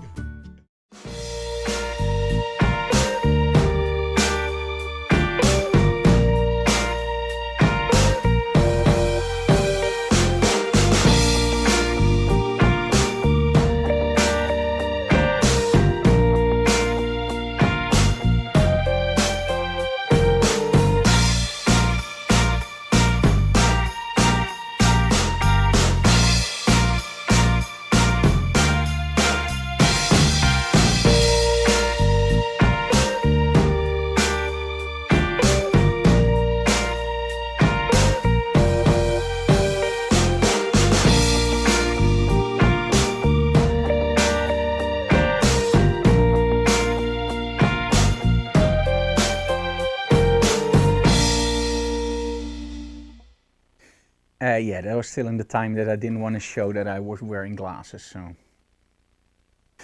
Yeah. Anyway, so you saw a lot of those images actually back where we just talked about, right? And that's the cool thing about those videos. We really use the same images everywhere. So a lot of people see my images and they go like, yeah, I want to do a workshop with you. What kind of images can I expect? And I say, go to my portfolio. And they go like, yeah, the portfolio. But what can I expect in a workshop? Go to the portfolio. All the images you see online from me are 99.9, let me put it this way, 99% sure, all shot during workshops, demos on trade shows and whatnot more. Maybe 1% is shot during free work, because I don't do a lot of free work. Mostly I do the workshops. And the reason I do the workshops is because I want to be free in what I shoot. I don't want to be limited by what a client tells me or a magazine. I want to be free. And that's what we can do with those workshops. So that's actually why you see a lot of those images that are totally different. Okay, the not so great locations. Now, sometimes you have locations where you go like, I don't know. In this case, this was shot in, I believe, Mexico, from the top of my head. I just love this model, but what, Annemiek? Oh, Spain.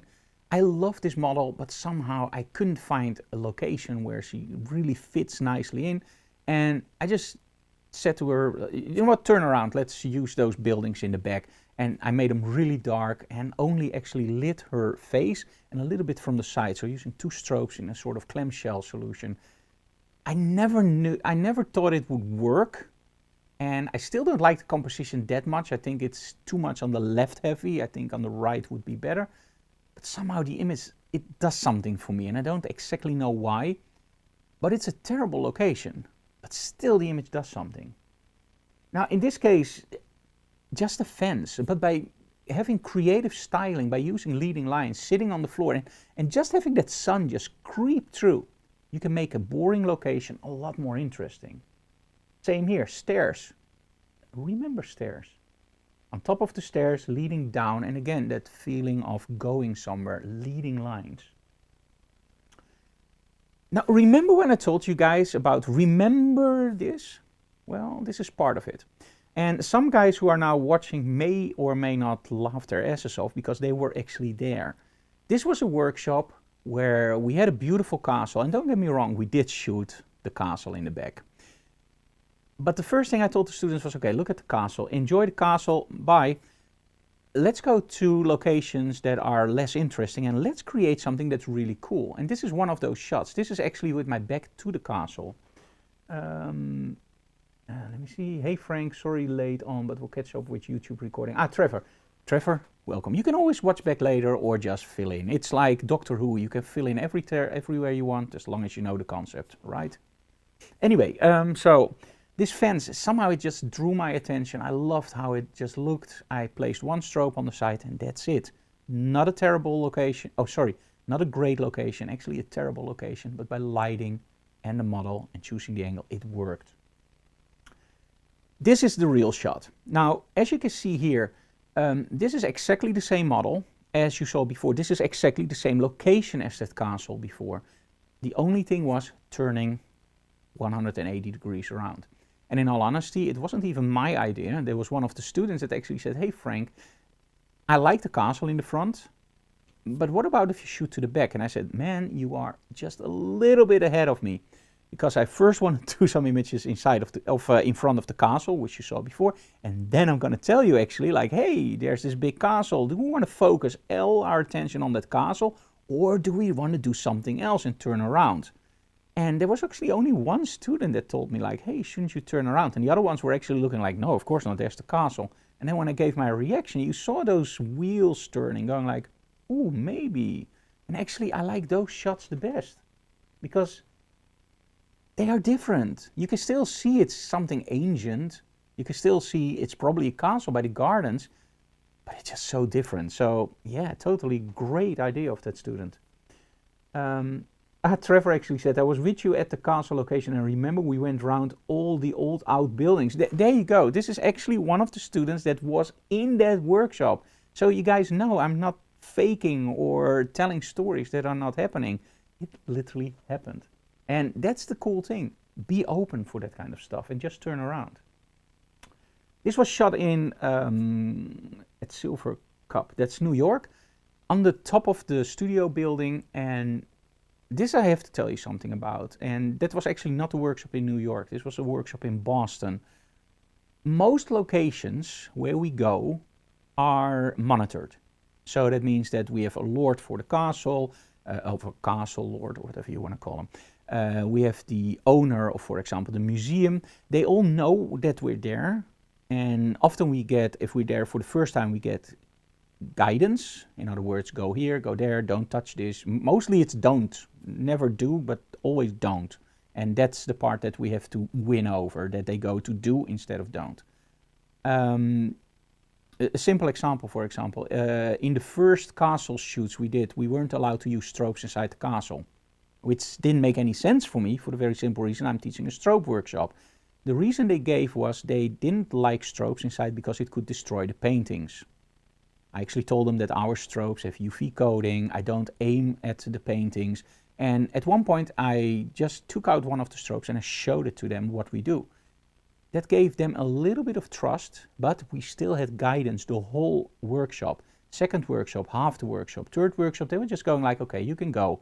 Fourth workshop, that was actually where they started to go like, okay, Chaim, you do our work. And after, I think, the sixth or seventh workshop, they just, hey Frank, how are you? You know the way, right? And it didn't matter in which castle we came, it's all connected in the same organization.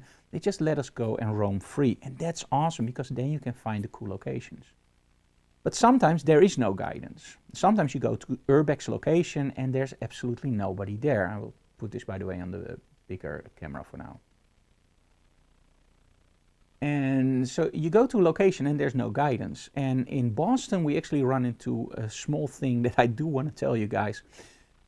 A friend of mine arranged a building. It was an Urbex location. What I didn't know is that he didn't arrange it, because the night before he actually went out with bolt cutters, and I was just going like, where the heck are you going? He said, oh, don't worry.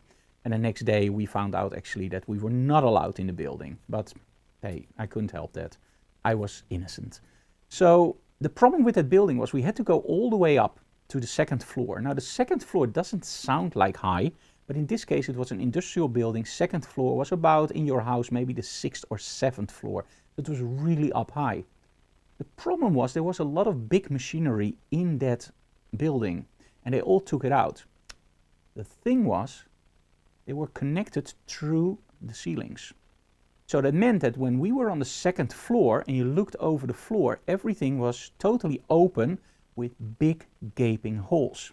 The problem is, if you look down, if by any chance you would have survived a drop of 7 stories, you wouldn't survive because there were metal pins just where the machinery was aiming up.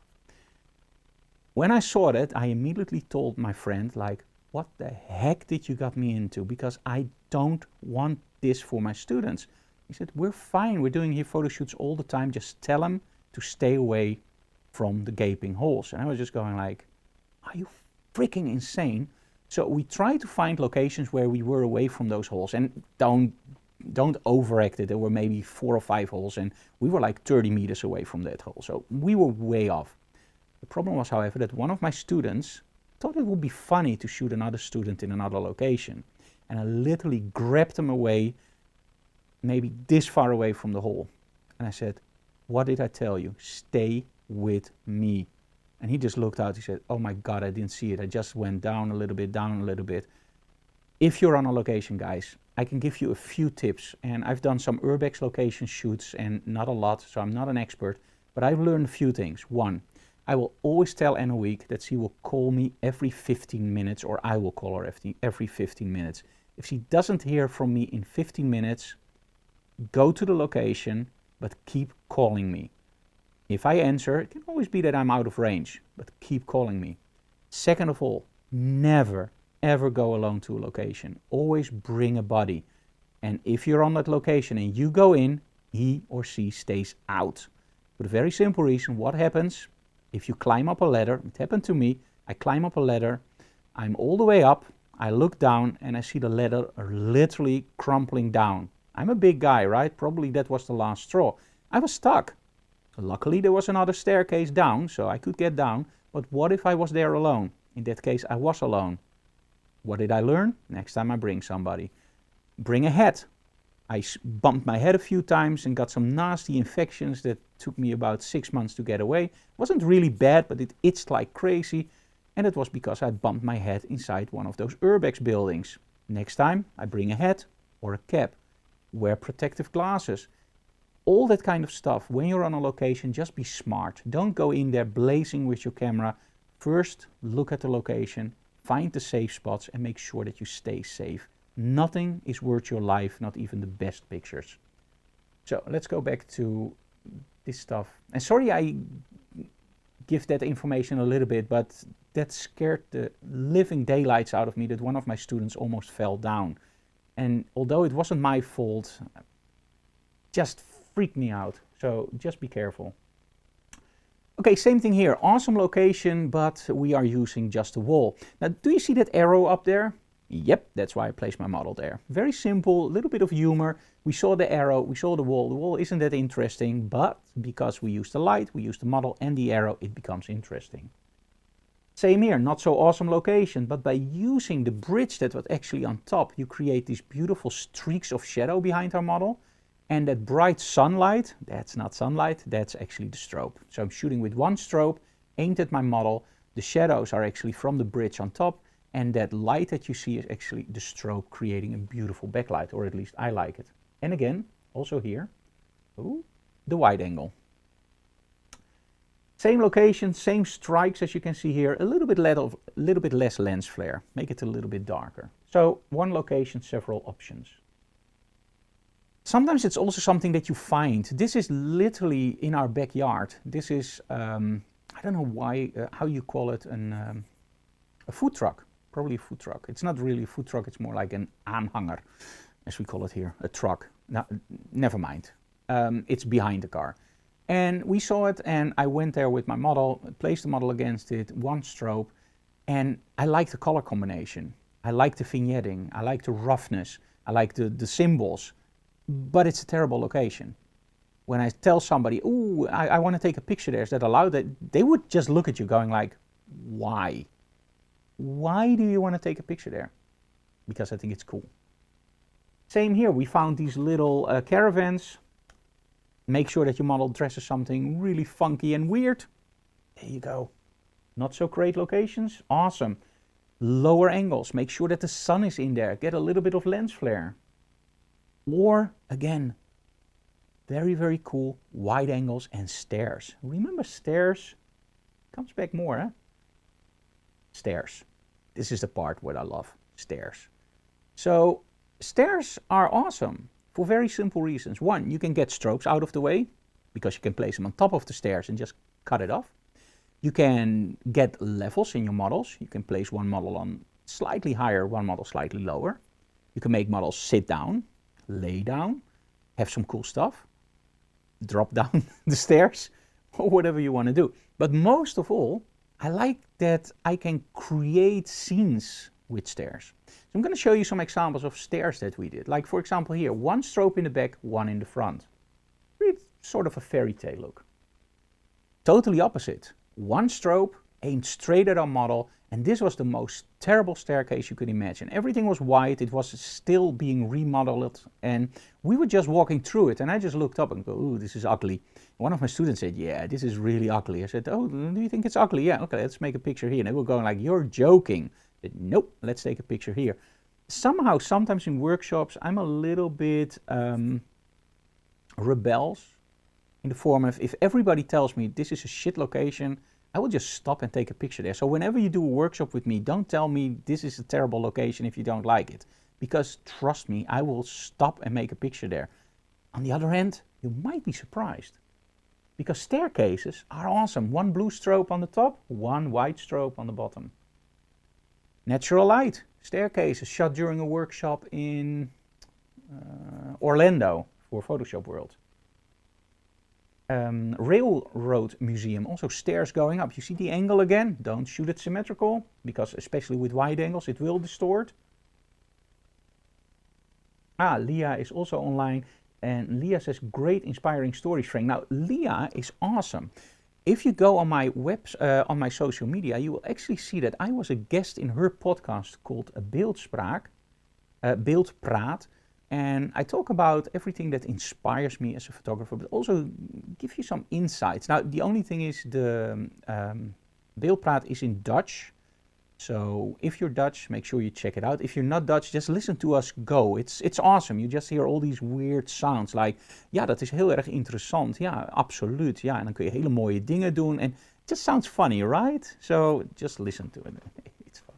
Okay, stairs, same thing here. And of course, if you use a little bit of smoke and of course a big weapon, you can also create something cool about something that isn't interesting. Same staircase here. Staircase or ladder. Staircase. I just love using them. It gives you so many options. Okay, we have another question. So on workshops, we should always tell you when we think a location is terrible to see what you make out of it. Tobias, in one sense you are right. On the other sense, I'm already really regretting that I have said this. So cut it out. Oh, that's not possible. It's live. Okay, sorry. Yeah, but in essence, yes, you can always tell me like, hey, I really don't like this location. Now, in all honesty, there are locations that are really, truly shit, where you can't do anything. But there's so many locations that look like crap, but they're actually just awesome to take pictures. I'm going to show you some more. Okay, and of course, staircases, let's be honest, it's just awesome, right? I absolutely love this stuff. So many options. Now, this is a very, very boring chapel, and we still wanted to do a photo here, and the only thing I thought of, let's make everything dark and let's make some interesting stuff jump out, because if you light this totally, you just see how boring it is. But I did like all the small light and the light hitting this and that little reflection on the wall. And I just told my model, like, okay, stand there, use one strobe, very, very low output. Because this is something that you have to remember. When you want to combine strobes with available light, you place those strobes, of course, on the lowest possible setting. This is also important that you buy strobes that actually can go low. So, of course, 100 watt strobes outside don't work. So you need 1100 watts or 400 watts. But then make sure that you buy a brand that can actually go all the way down in power. Frank, I don't have that kind of money. I have an 1100 watt strobe and it only goes down one stop. Am I screwed? No, of course not. Take white t-shirts. Put your strobe on full power, throw a white t-shirt over your reflector, and you're done. You take away about 5 or 6 or maybe 10 stops. If you double it up, doesn't matter. Just make sure it's a white t-shirt, or maybe it's a red one if you want extra funky detail in there. So just think outside the box. If your strobe can't go lower, use something over it to take away the light. Okay, Frank, I have a 100 watt strobe. Can I make it go more in output? No, that is not possible. Although, maybe. Let's stick around. I'm going to tell you something about that. Okay, but also, of course, about not awesome locations. How about an elevator? So in this case, we just used the elevator of the hotel. Now, I have to be honest, there were several elevators in the hotel, so don't block off an elevator. That's not really nice, of course. Same thing like pressing all the buttons on an elevator. It is cool, of course, but don't do it if they see you. In this case, what we used is actually Emmeloord is inside the elevator with a speed light. And I just cropped her out by using an angle. And there's a brick actually just holding the door open.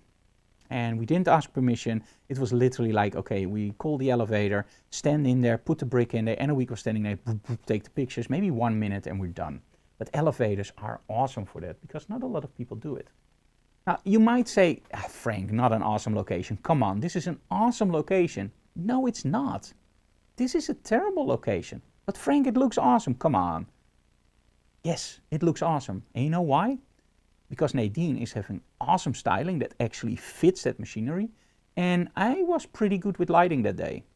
I had some light on my model, I had some red in the back, I used a smoke machine. So I made that awesome location, that awful location, I made it awesome. That's the difference. I show you pictures of terrible locations and you might think like, Frank, this isn't bad. No, it's because we use lighting, we use shadows, we use styling to make it more interesting. But mostly to tell you guys, you don't need to go to expensive locations. Outside, nice car, not a spectacular shot, but you see the sun behind her. That's not the sun. The sun is actually in front of her. We're using a strobe in the back. And this is the same thing. Awful location, great props. And the only thing I could do in this case was just use so much light that the whole backdrop was dark. Because the backdrop, there were a lot of people there.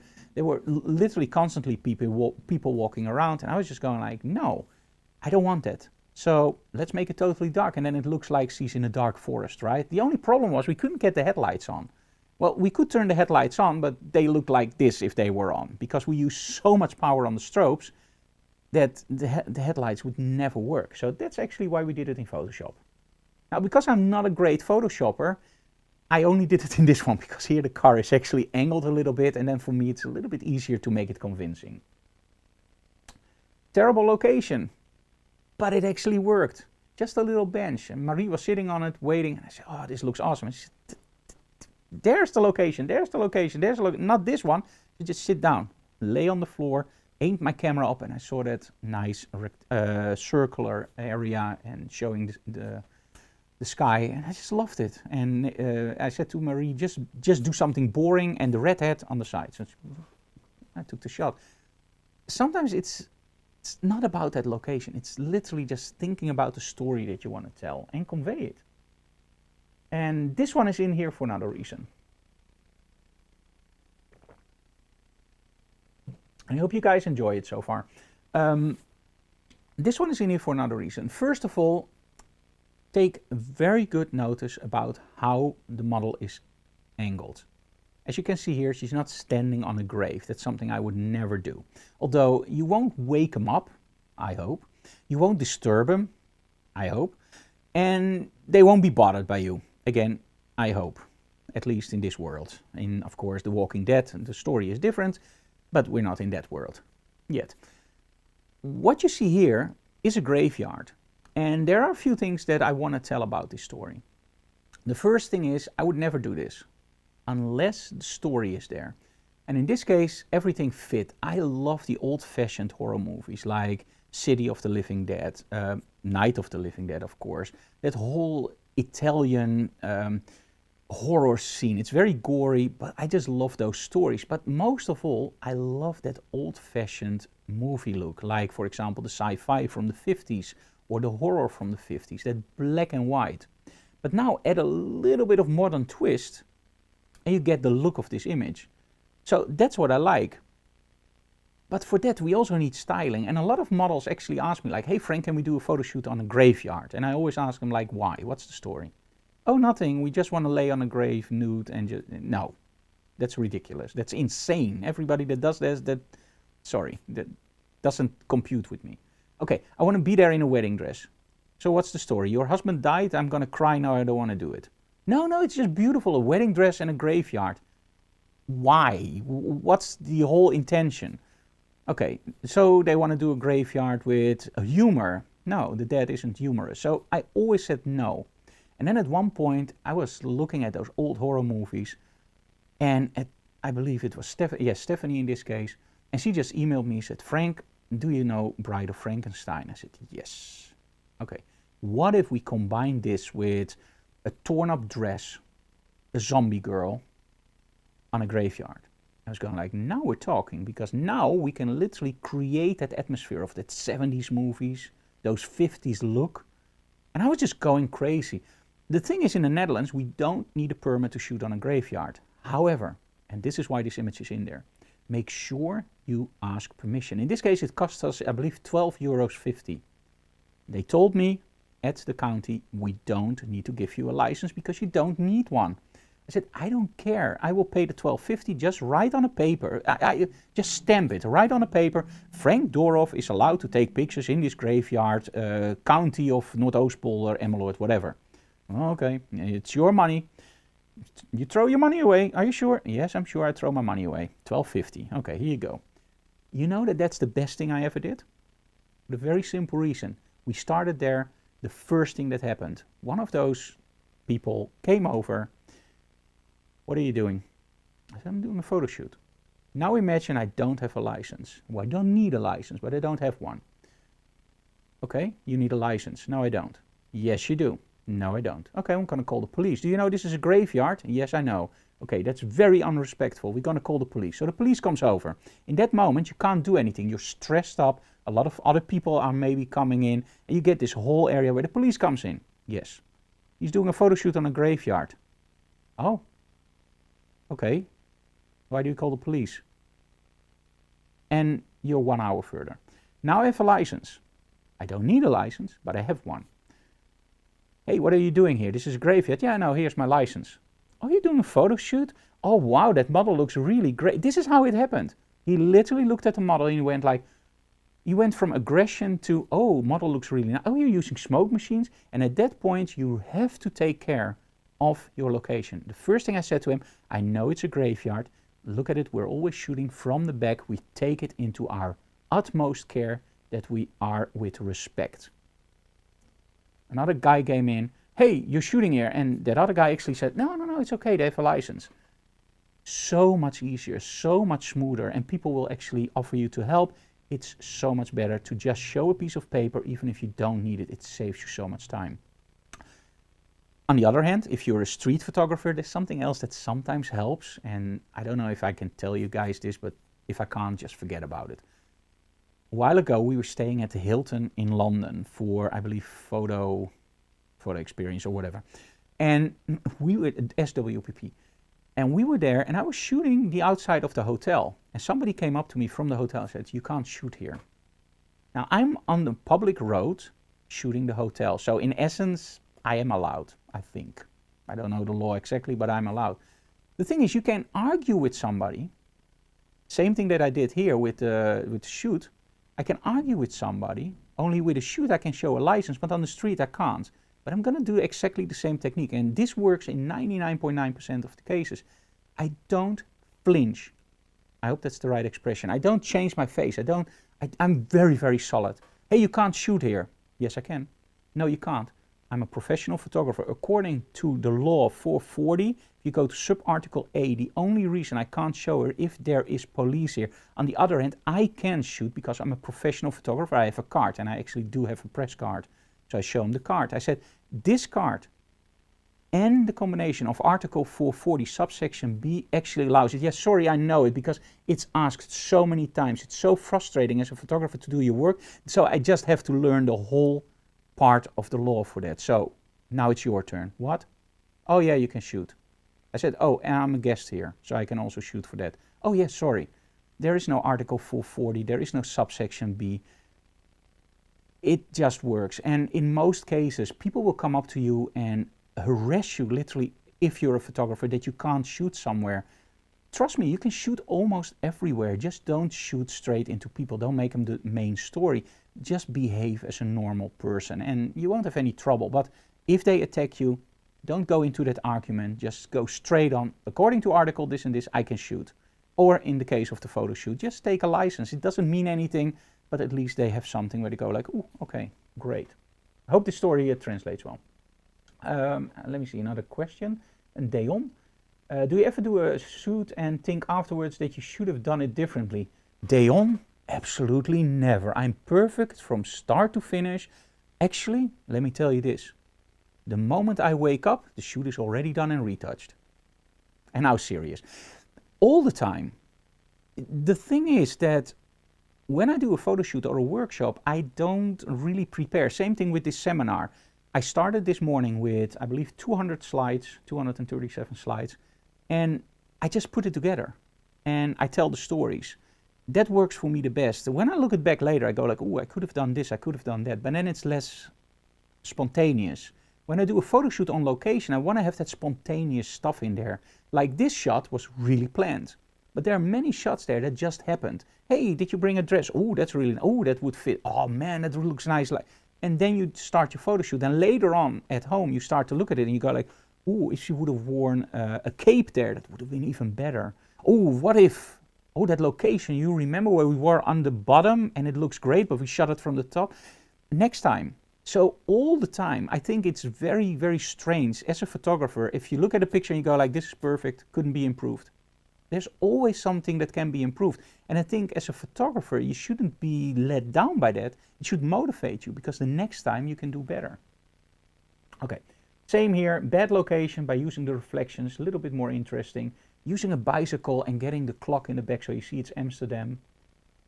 Placing your model on top of something using in Photoshop. This is Photoshop, a little bit of lens flare. I couldn't get it right on location, so we used a little bit of lens flare. I was really sick that workshop. Red, contrasting color, not a great location, all the fencing, but I still like the backdrop. Same here, blistering hot. I believe it was 45 degrees Celsius. It was really, really terrible on top of a building. And outside it was literally, all the students were inside in the air conditioning and the one that could shoot was literally outside. And I have the deepest respect for this model because she was there for 20 minutes. She must have been losing weight like crazy because it was so hot. And we literally just went outside, let her do her head a little bit, take 2 or 3 images, went inside in the air conditioning again. And I had 20 students, so it took 20 minutes. Deep respect for the model. Sometimes you have to endure or have air conditioning and a great model. Location work. Again, do you see the colors?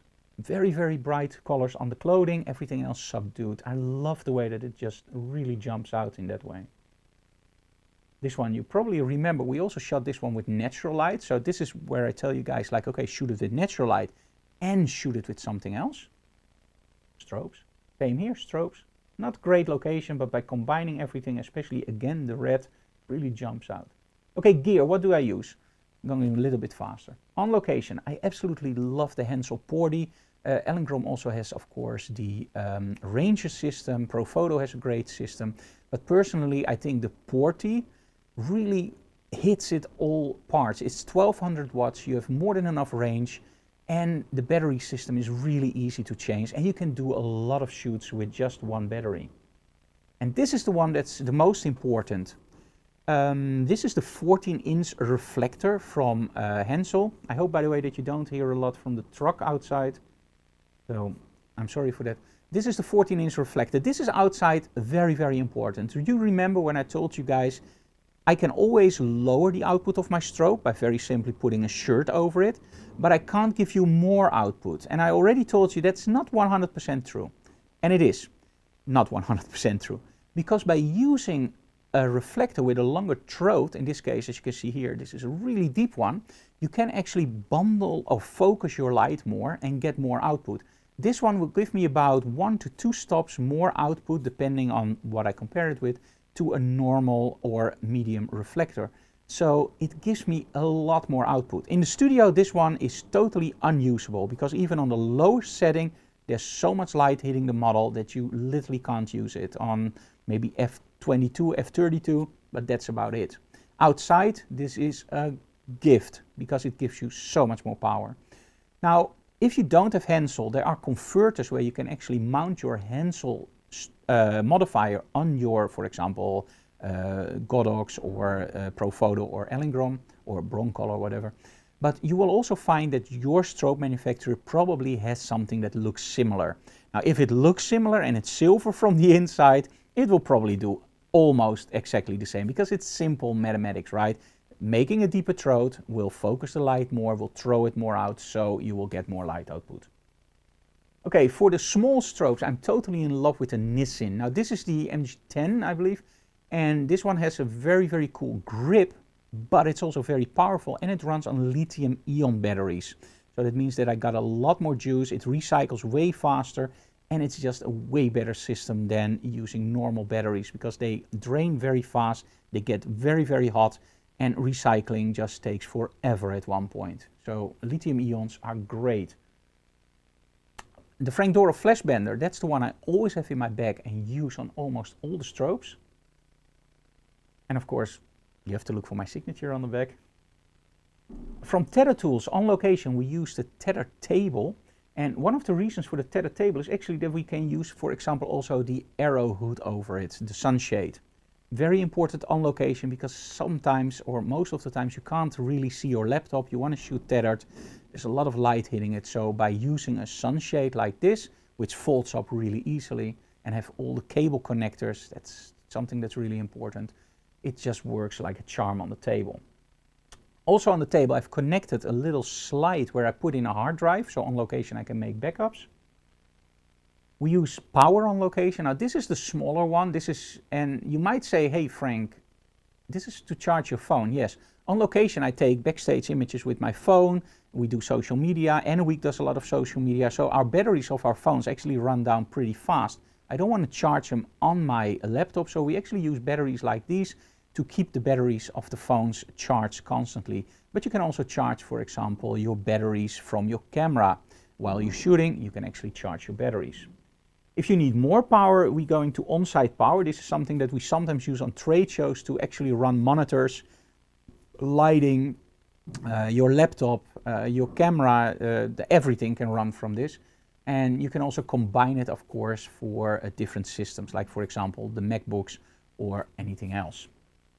I really hope you don't hear the truck. It's really annoying, but I'm so sorry for that. Okay, let's go for artificial installations or locations. This was shot in New York, and you have to make use of those locations, but also create them. I'm just going to show you some images. I'm not going to tell you a lot about this, just to give you some ideas about how you can create your own locations. So in this case, the first one was actually all spots that you could turn around, LED lights, and we just turn them around a little bit to make them more interesting, make the model lay down. And this is all the light actually from those LED lights. Same here, we're using one strobe, I believe only the modeling light, so it didn't fire. And we used the fluorescent tubes that were in that studio. Really nice. Okay. Oh, go back, go back. Somehow my computer or iPad does a little bit weird. Oh, no truck. Oh, that's good. Okay, now of course you can use windows in your studio, and by balancing, this is the balancing trick, I'm using a lot of strobe on my model, and that means that the outside will actually render nicely. This is something that you could call HDR, highly destructive retouching. Just kidding. High dynamic range photography. I'm actually doing two exposures. My shutter speed is for the available light. My strobe, my second exposure, that's actually for the model. Only I shoot them at the same time. So I'm using my shutter speed to let in the available light, and then the strobe fires to actually light my model. That way you can balance. Make the shutter speed slower, and you will actually get in more ambient light. Make the shutter speed faster, and you will get in less ambient light. Here it's pretty much on the top. This is actually our studio, and this is the most disgusting part of our studio. It's actually the back. There are two doors, wooden doors. They look horrendous. We wanted to paint them, and we didn't, because I love that look.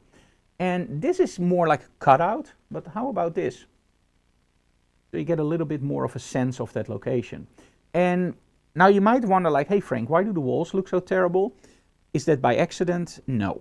the walls were great because this building was used before as our computer company. So everything was really nice, flat white walls, everything was beautiful. And then when we built it into our studio, the first thing I did was paint all the walls, let somebody paint all the walls differently. And the part that you're looking at now is our grunge area, our urbex area, where we literally create a really nice and nasty look to get great photos.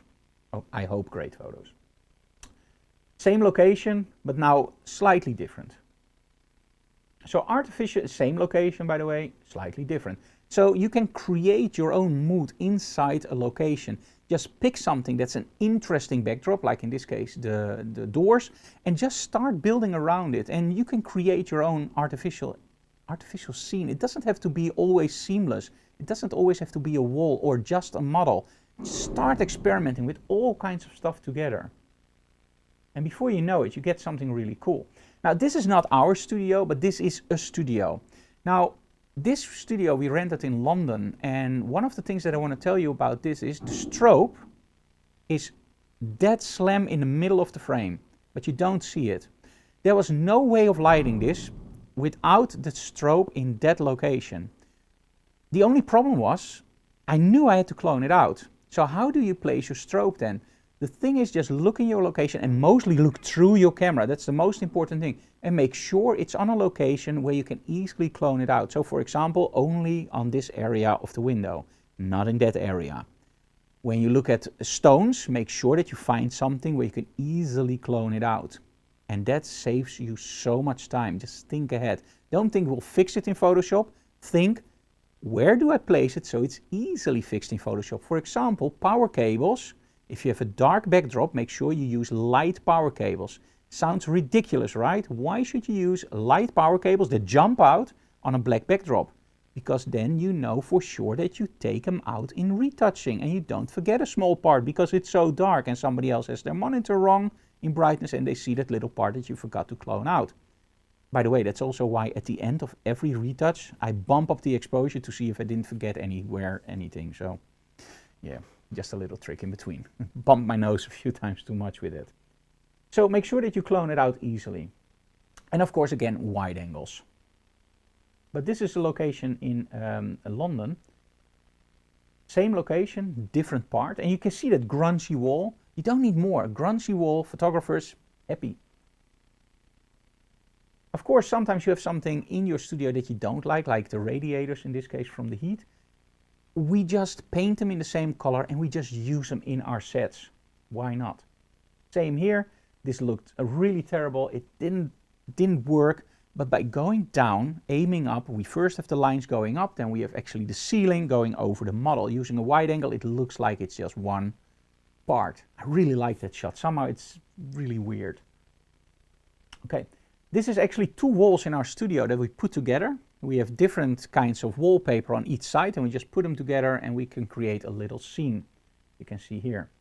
And we use that trick a lot. These are exactly the same walls, only with different paints in this case. Exactly the same walls. Remember staircases? At one point we just started with using the staircase in our old studio.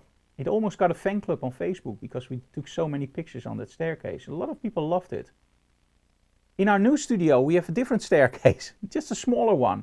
And the cool thing about this staircase, go back. The nice thing about this staircase, and there will be a few more pictures of this in, is that it's tight. So we have the staircase going up, but there's a wall here and a wall here. And the model can literally just squeeze in between those walls and literally just push herself against the walls. Gives you a really great look. And your own backyard. When I started the studio in the new building, which was the computer company before, we had this whole part behind the studio, and I always told Anne-Week I want that to be my outside studio. And Anne-Week said, okay, do you want to have props? I said, no, make it as dirty as possible. We don't paint it, we don't weed it, we just let it grow. There was this little aanhanger again, the thing that you put behind your car. Anyway, you know what I mean. We put it there and a trailer. And it just is totally overrun. It looks terrible, but it's just so cool. A friend of mine has his Harley there in a big sea container. We can use the container, we can paint the container, we can do whatever we want with it. It's just our little urbex location. And let's see what we can do in that location. You don't have to show the location, but this is all the green from all the weeds in the back. And it's literally overrun. We have to do something about it soon. And here you can see the trailer and the weeds and all the lines. I just love this stuff. Now here you can see something weird. And let me explain that a little bit. Here the sky is normal. And here the sky is totally magenta. What did I do? Did I do that in Photoshop? No. What you can do is outside you can use your strobe the normal way, right? Just use it like you normally do, white light. What you can also do is use a green gel in front of your strobe. Make sure that you light your model totally green and then balance that as your new white point. What happens is everything that's green is up there in the triangle. This is your black body curve and everything underneath there is magenta. So normally everything that's white is on the black body curve. When you choose green as your new white point, it will move everything that's already white towards magenta. That means that your sky and everything else will be pushed towards magenta and blue, but mostly towards magenta, and that gives you a really, really cool look. At least I like it. Also, this is my backyard. All these images are all shot, and you start to recognize them, the sea container, all in my backyard. So you don't have to go far, just be creative in those locations. And this is the final one, also in that same location. Now, this is literally in my own backyard it's not really walking distance. This is near Emmeloord, sorry. And this was shot during the Kelby 1 video. We had Lois just standing on top of a rock. And I'm literally laying on the floor, aiming my camera up as much as possible, almost laying on the floor using my flip-up screen, just to give you that really nice hero look. This is a skateboard park. It's now gone, but it's very, very close to our home. This is also almost walking distance. Same skate park. This is driving distance, so not really my backyard, but also very close. And same location. And this is at a bicycle tunnel. If you saw the Kelby 1 video, this is also very near to there. So this is all very, very close connected. And at one point what I did is I call them fashion in the polder. We live in the polder, the new land. And I started taking photos in recognizable locations in Emmeloord or locations. All the locations you now see are recognizable if you live here, or at least you know the scenes. This one, of course, is very recognizable. This is the Poldertoren. The nice thing about this is if you do something like this and you tag, for example, Noordoostpolder, Flevoland, Emmeloord, Natuurmonument or whatever. This is not a Natuurmonument, but you get what I mean. You will be picked up. Like I recently did some not that interesting shots on Waterloobos with my phone, but I did give them a nice look in Photoshop or in Lightroom. And I told people like, hey, we're going to scout here for new locations and maybe we're going to do here something with a model. And I actually tagged Noordoostpolder in there, Flevoland. Within a day, I got an email from Noordoostpolder and Flevoland. Hey, can we use your images? Now, of course, you can go like, yeah, that costs you money. Don't. If they use your images and they mention your name, nowadays it always links to your Instagram account or to your Twitter. I can ask 25 euros for an image because that's what they pay, or 10 euros or whatever, or maybe they don't pay at all. So let's say they give you 25 euros. Then I have 25 euros. So what? Wow. That's great, 25 euros. Let's go on Amazon and let's buy something. However, if I don't get that 25 euros and they mention my name and they click through and they really like you, a lot of people will visit my page. Maybe one of those people will book a workshop and there we go, I already got more than 25 euros. So sometimes you have to balance this. If you do location work with models, maybe just include some stuff, for example, from a farmer or from something that's really nice like a monument, and just offer those images by tagging those images on Instagram. And probably the owner or the company will actually email you, hey, can we use those images? And now for yourself, you just have to wiggle this like, okay, is it a company that want to use it? Maybe give them for free and then try to squeeze yourself in by, hey, I can do more images for you. I have a really nice, if you use those images and you link to my webpage, I'll make you a good deal. Maybe they say no, maybe they say yes. But offer them for free, because as soon as you made the image is already there. And if they can get you more traffic to your website, that is way more valuable than 25 euros. Trust me. Okay, same here, Pol de Toren. And I don't like these shots anymore. I just wanted to show you guys that locations can be really close. I have to do this over again one day with, it's not a model, by the way, it's just my style has improved a lot since then, and I just want to do it differently. I still like the images, not like I would do it now differently. Let me put it that way. Same thing, location. It's a little bit of an art thing in Emmeloord. I don't like it, but hey, it's recognizable, especially like this. And the cool thing is when you post something like this, a lot of the people that live there will see it. Hey, that's nice. Maybe use it as the backdrop. Who took the picture? Frank Dorff, my logo's in there. They don't take it out. It's just all free publicizing, right? Free advertising, sorry.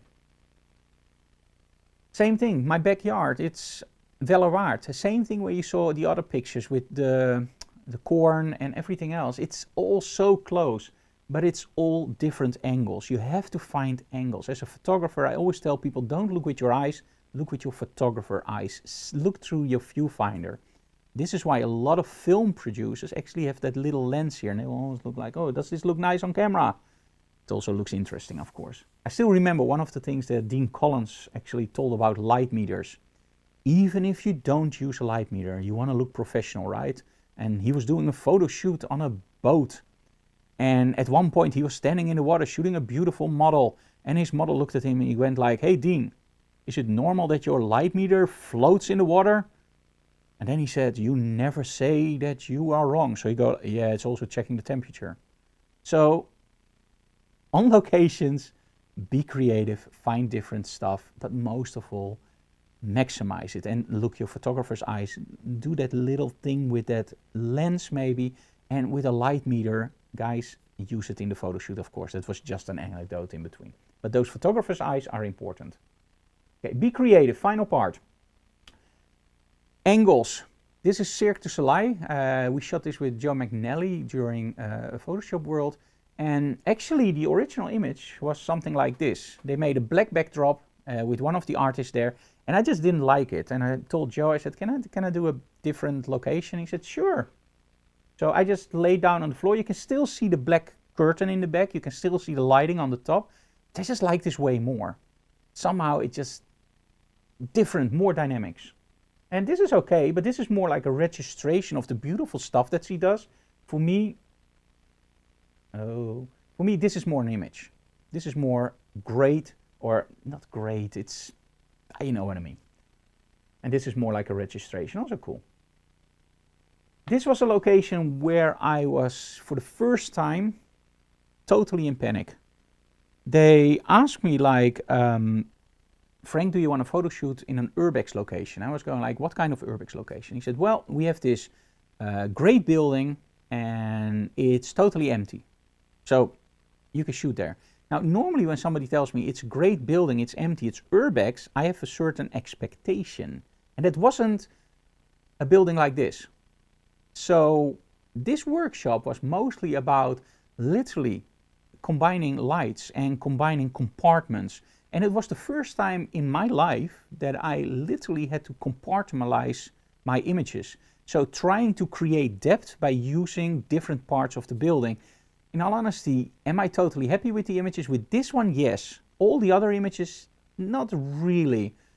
And that was mostly because I found out, and I don't know if you guys have the same thing, that thinking in compartments is totally different than thinking about leading lines or just placing your model somewhere. You have to think about depth, you have to think about lighting, where does the attention of the viewer go. And it just was very difficult, and we ended up with this one. The location was terrible, and what I liked about this one is actually the cross in the back and the shadow. When you look at your model, you see that she's looking down, a pose that I really like, but look at the shadow. It's almost, because her feet are angled that way and the shadow is doing this, it's almost like a disconnect. So I really like that. But everything else, not really great. This is the Cavelli Club in Dubai. Of course, a great location to shoot, but you have to be creative. You can shoot it like this by finding all those chandeliers with all that crystal. And this is easy. This is even easier. Look at the backdrop. But you also want to challenge yourself a little bit. Add in a mirror. Use those crystals. Or go to the ladies' room. And I don't remember how the men's room looked, but I think a lot less interesting. This was actually one of the shots. I don't know if Emmeloord sent it to me or somebody else that went there. And they actually said, oh, Frank, this is awesome. You have to go into the ladies' room. And I was going like, okay. So I went into the ladies' room and there was this whole backdrop that looked like this. And I was just going like, this is awesome. I had the speed light with me, placed the model there, placed the speed light there. And because the club was totally empty only for us and the students, we really could do those shoots. And normally I would feel very uncomfortable. But still, this is a really bad location. It's the ladies' room. It didn't look nice when you just walked in. It looked great when you walked in, but it wasn't photographic nice. By placing your lights there and creating that nice focus beam of light, for me it really works. And then that big ring, yeah, really nice shot. The couches over there, they really drew my attention. I love the fabric. I just couldn't find any way to shoot it. With a model sitting there, it just looks way too simple. A model standing on it, it just didn't look right. And at one point I just told my model, you know what, just lay down. I shot it first from the other angle, standing up, and it all didn't work. And at one point I said, you know what, let's try it from the back. And that's actually where this image came from. So the story was actually just walk around your model and find different angles going from up. Now it didn't work, from that side didn't work, from that side, yeah, that worked. And of course here I'm laying under my model is spread legs over me. I'm aiming my camera up and there was this little light that lit all those crystals and I just was able to capture it. And I believe that Emmeloord is holding one strobe behind my model to backlight her. Same here, bad location, going down, letting the sun just very slightly go beside your model creates a nice lens flare. This location is shot in Belgium during a Sony workshop, and they told me I would have a location where I could control the lighting, and I ended up with, I believe, 35 degrees centigrade, really, really hot, and there was so much light hitting the inside of the building that it was almost impossible to shoot. How did we get the shot? Very simple. You see that light over there on the top? That's actually my strobe. I'm using a 14-inch reflector on almost full power. That's the only way we could shoot there, and it was a disaster. It was really, really bad. So what do you do in such a location? What you do is you first try to find as many things as possible that has structure, that has round edges, like here, something that reflects. The other thing that I do is I immediately went for a wide angle, because if you want to do normal shoots there, it will be too harsh. Highlights will be blown out.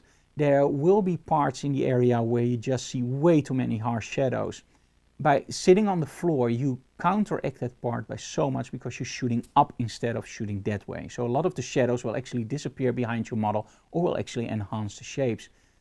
It sounds a little bit weird, but trust me, when you are in such a location, you will find out very, very quickly that you have to go over the top, and then it works. The image is okay, but it was a lot of work. A terrible location.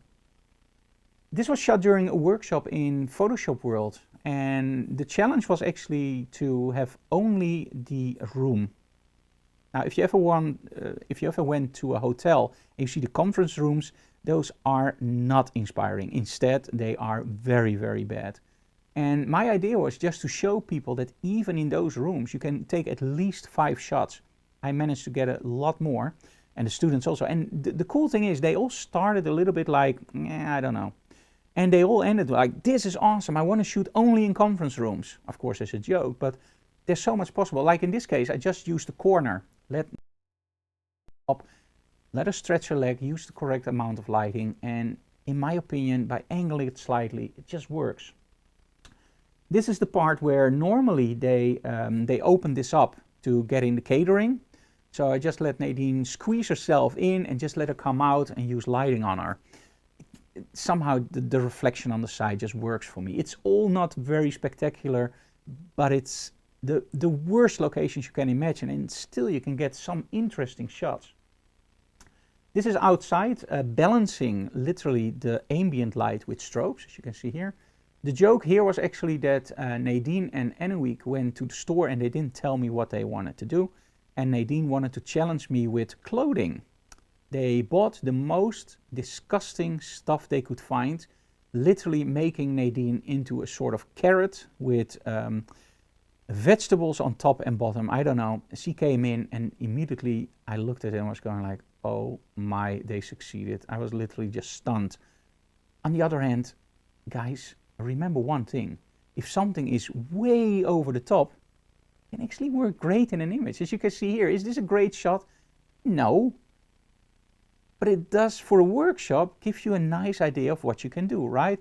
Now, take this concept, balancing light, creative styling, and place it in another location that's a little bit more interesting. You have a great shot. This was also a disaster. Those units, they actually reflect back like crazy.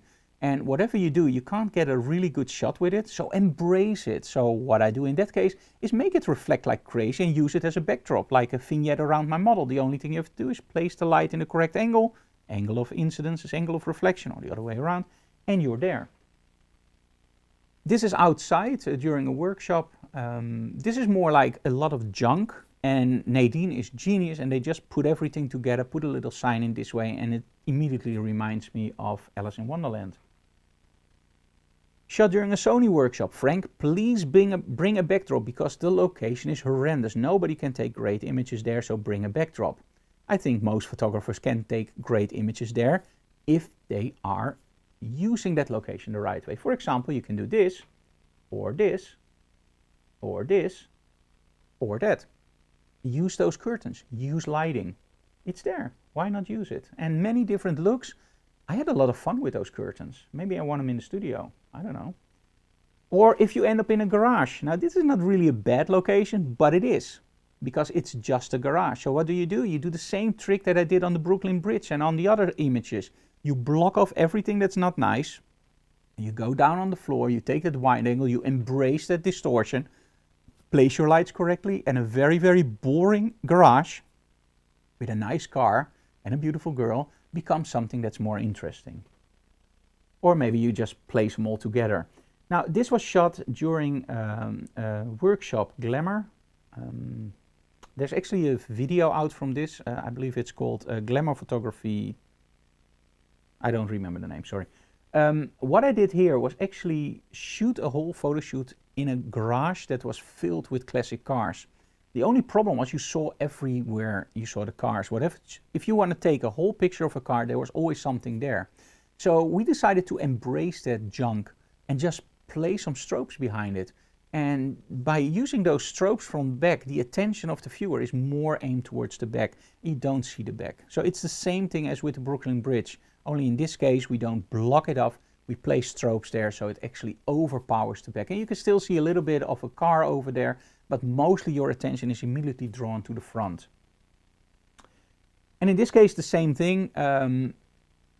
This model was inside the car, and when you looked through the windows, you only saw other cars or just the walls. I didn't want that. I didn't want to go into Photoshop and just make everything white. We did a little bit. And the only solution was actually very simple. Place two strobes outside, aimed inside the windows. I did have to do a lot of Photoshop afterwards because it didn't work out the way that I really wanted because, well, we only brought two strobes. You can see that in the video, by the way. And just light the model from the front. The only problem with this model was she was used to being beautiful and a glamour model, like a Charlie's Angel. And somehow I had to really coach her to make that aggressive look. And of course, again, the wide angle, the feet, you see the pattern right? Get something in front, use the wide angle for distortion, and just lead your viewer in towards the image. Same here, actually. Not so nice location, but by using that light from the back, and I never clean my lenses, so all those dots you see is actually dust on the lens. You normally don't see it unless you're using backlight, so it's not like I don't clean my lenses because I'm lazy. My camera is always spick, spank and clean. My lenses are always covered with a little bit of dust because, again, normally you don't see it. If you use backlighting, see those nice little balls. I really like that. Same here. Okay location, by using the sun in the back, you get that nice lens flaring. So all these images are shot with that lens flare. Of course, you can use natural light, but why not use a strobe? Because with the strobe, I can actually also include the sun in the picture and create something that's a little bit more dynamic. Same here, you can use your studio this way. It looks nice, but what if you use color and a little bit of motion? Totally different shot, right? Why not use a fence and graffiti? Without the fence, it's a normal image. Place your model against the fence and a lot of people will go like, yeah, but I don't see the image. I don't see the model anymore. So what? It's the story, it's the complete story. Your model, and I think that's a thing that a lot of people misunderstand and also a lot of models misunderstand. Model photography isn't always about the model.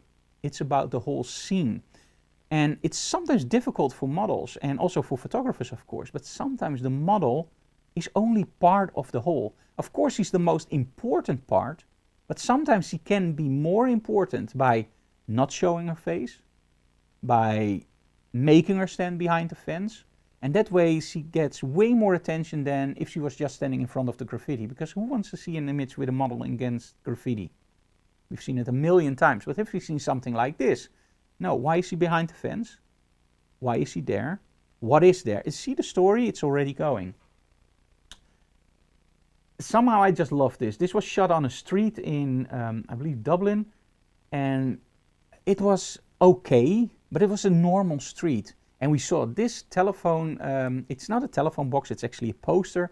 Nadine just looked at it, she said, I have a red dress, one moment. And she just stood there and I just looked at it, and this is literally, I believe, one of two shots. And the other one was actually from way below. Sometimes you just have to try it. Is it a great shot? No. But at least I used a very bad location into something that's interesting. And maybe some people will like it. Personally, I do like it. And sometimes things are different than you think. Like we would go to a nice tropical island, Tenerife. And I was thinking about white beaches, nice sand, palm trees. And I never realized it was a volcanic island. And we had a lot of fun because as soon as we landed, I looked at the first beach and was going like, it's black. And we said, yeah. Second beach, black. Yeah. I said, wow. He said, it's a volcanic island. I said, ooh, crap. Now, there's one thing, and this is actually where my motto comes from. Don't bitch, but switch. I was planning on doing nice white beaches. It's my own fault. I was thinking about doing nice white beaches and everything. But this was so more interesting. Just look at this. Where do you find something like this? Okay, this is still something that I can find close to home. If I find basalt blocks and I would make them darker, I can get something similar to this, but not like this. Palm trees in the back, black beach, white dress, and of course lens flare. And this is actually our friend Glyn Dewis. He's holding the strobe on top of this hill. It's not really a high climb. And I just love the way that everything just flows together, all the black, that dark area.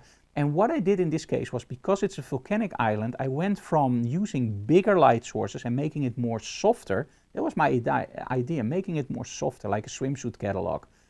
I just went the total opposite, making it more dramatic, more gothic. The cool thing is the students actually responded really, really well, because everybody else was shooting with white big softboxes. And I was using that focus light. The only thing was, of course, colors. Now, in this case, black. And we brought something that was bright yellow. It just worked. And we were never planning on using the gothic dresses. We were never planning on using something yellow. But because it was a totally different look than I expected, and of course Anna-Week was prepared, we already got that clothing in.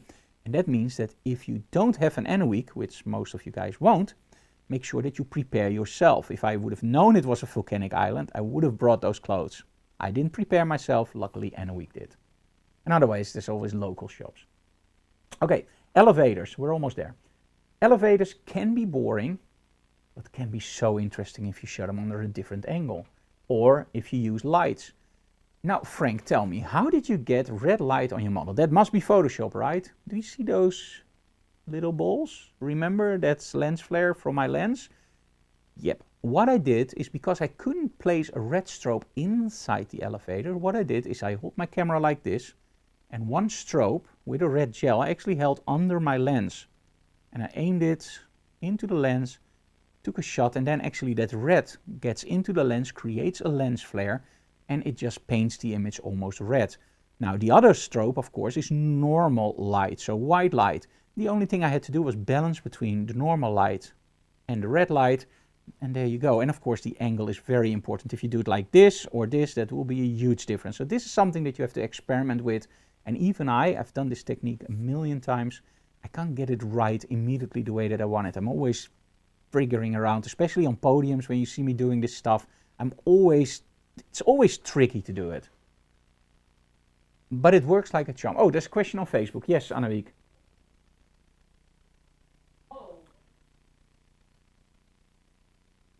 Okay, what do I say during coaching of my models? What makes her look aggressive?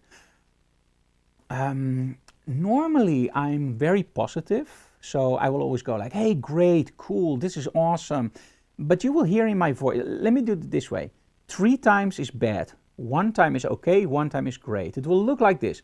Oh, that's a great shot. Love it. Great. Awesome.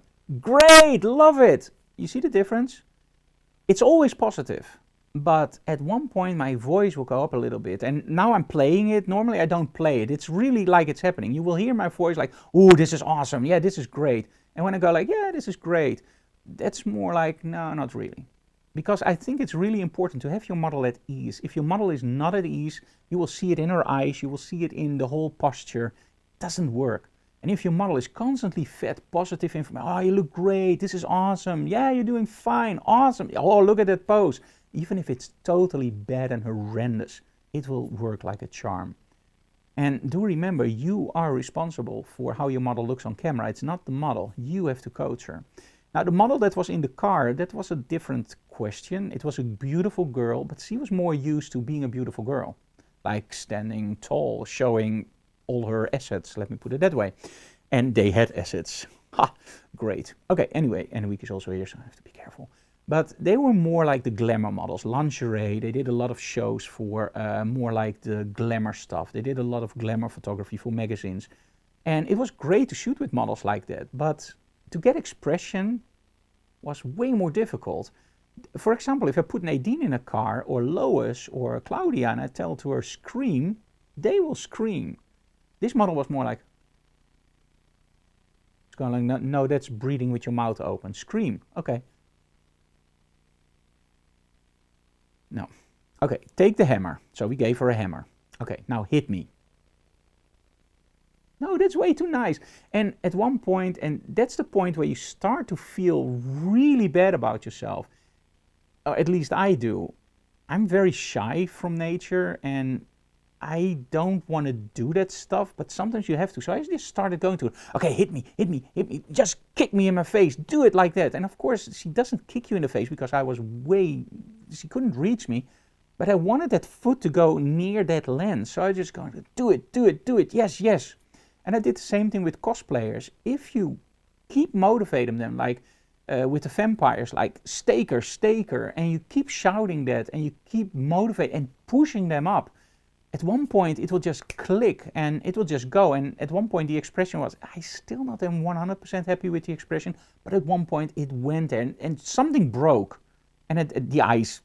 And at that point it just went way easier and she started to have fun. And that's the part, as soon as they start having fun in it and they don't feel ridiculous, that works.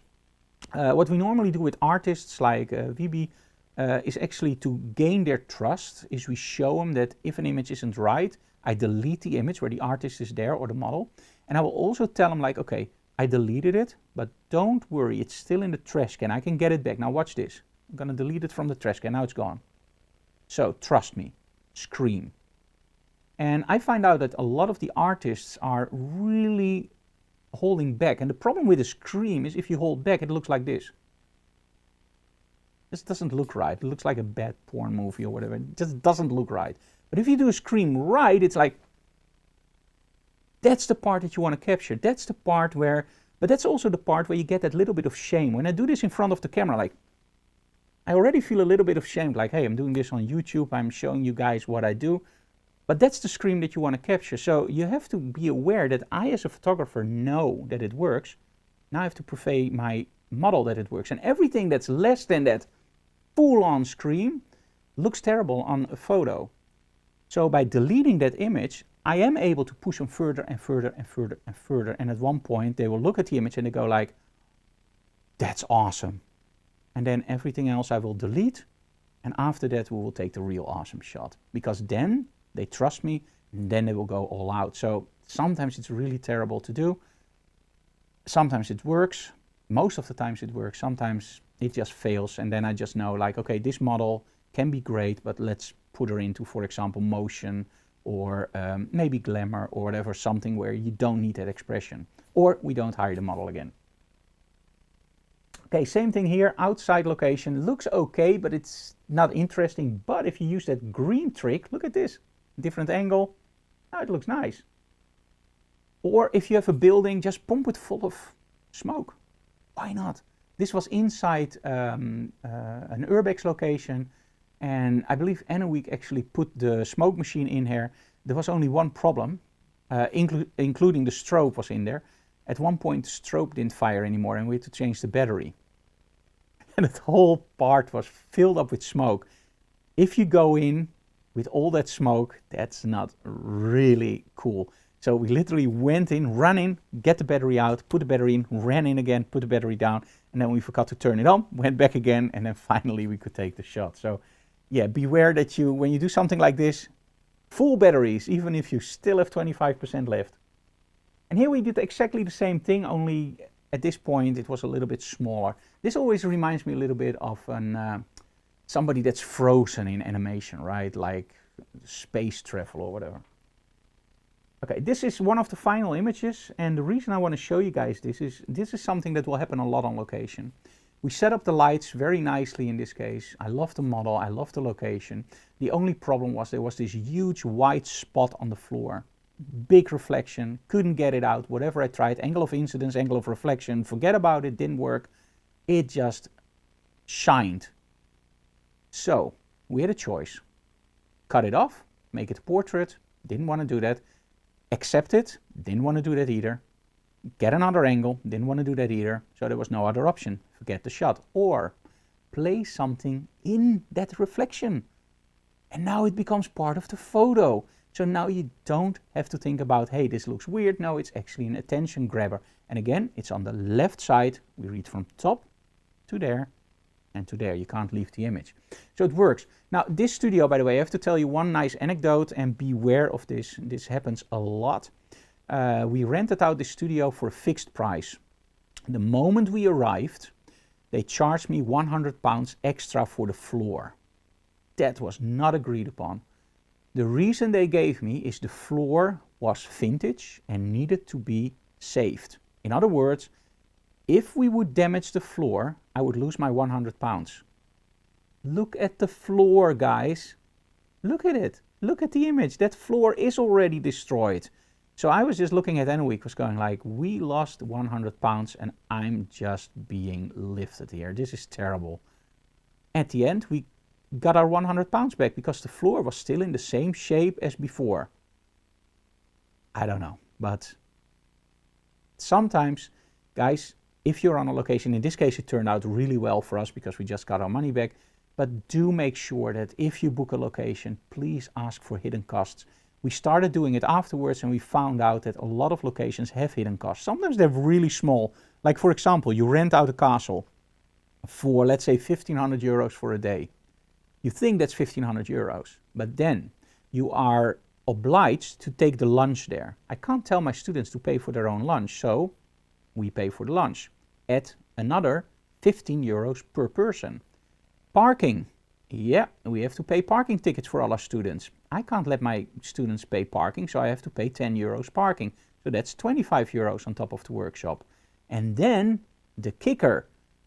I rented out the whole museum, but they still have to pay entrance. So what we normally do on museum locations is we actually ask our students, do you have a museum annual card? Because the entrance of the museum is also often 15 euros. So that means that my whole workshop that was calculated now actually per person is 50 euros more expensive. So make sure when you book a location, that for me would actually mean that I lose money on that workshop and a lot of money. So make sure that you find those hidden costs. If you rent out a hotel, or sorry, if you rent out a museum or a location, always ask like, hey, how's about parking? Am I obliged to take a lunch there? Am I paying on entrance? Am I doing this? And probably there will be some small hidden fees like tourist tax or whatever. Make sure you check that. For us, it sometimes went way over our profit area. So we actually lost money on some. Same here. Make a location your creative best. In this case, this is shot in a western town. We used one strobe behind the window, and it was shot during daylight. So we use a lot of light on our model, a little bit of smoke. That's actually that light beam that you see, that's actually the sun. The only problem was we had this huge shadow besides our cowboy. Whatever we did, we couldn't get the shadow out. So I told my students, whatever you do, try to get that shadow out. Different angles, it was always there. Nobody thought about the idea of just throwing in a saddle. Because if you throw in a saddle, you throw it over the shadow, and because the light is hitting that saddle, you get a beautiful outline of that saddle. Looks great, right? Better than a big empty blob with black shadow over there. So sometimes be creative and place stuff in areas that are troublesome and make them part of the set. Same thing if you have something in your studio that you really don't like radiators or a big pipe, paint it, use it, make it part of the story. Don't try to hide it, make it part of that story. Or use strobes as, for example, the landing lights on an airplane. This was shot in Aviodrome, and we literally just place one strobe in the airplane to mimic a model, a landing light. I don't even know if the landing light is there. I thought it was cool. Leading lines, a natural light, and again very close to our home. Final images. This is a Legoland. And Annemiek, what's wrong? Oh, Annemiek pressed the wrong button. I gave Annemiek a new watch, and I think she actually pressed the SOS.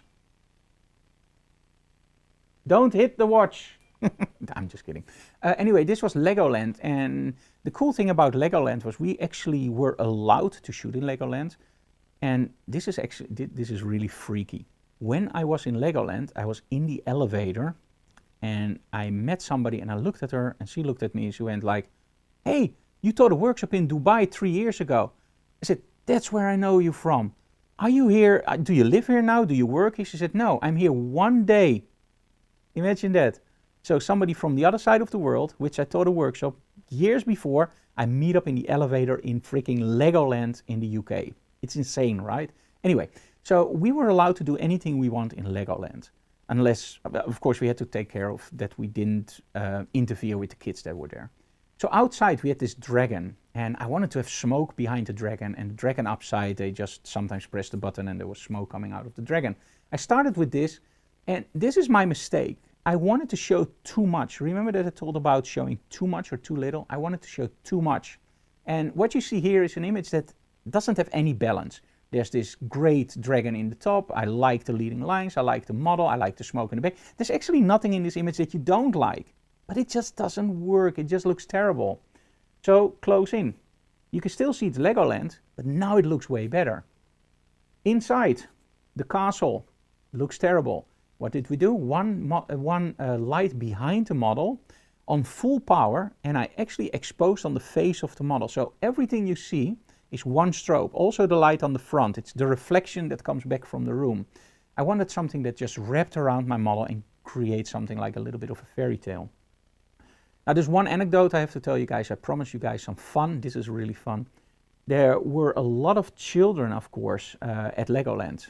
And at one point, Nadine, of course, looked beautiful, like a princess. And there was this one little girl coming up, and she just pulled on my thing, and she went like, "Sir, are you shooting a princess?"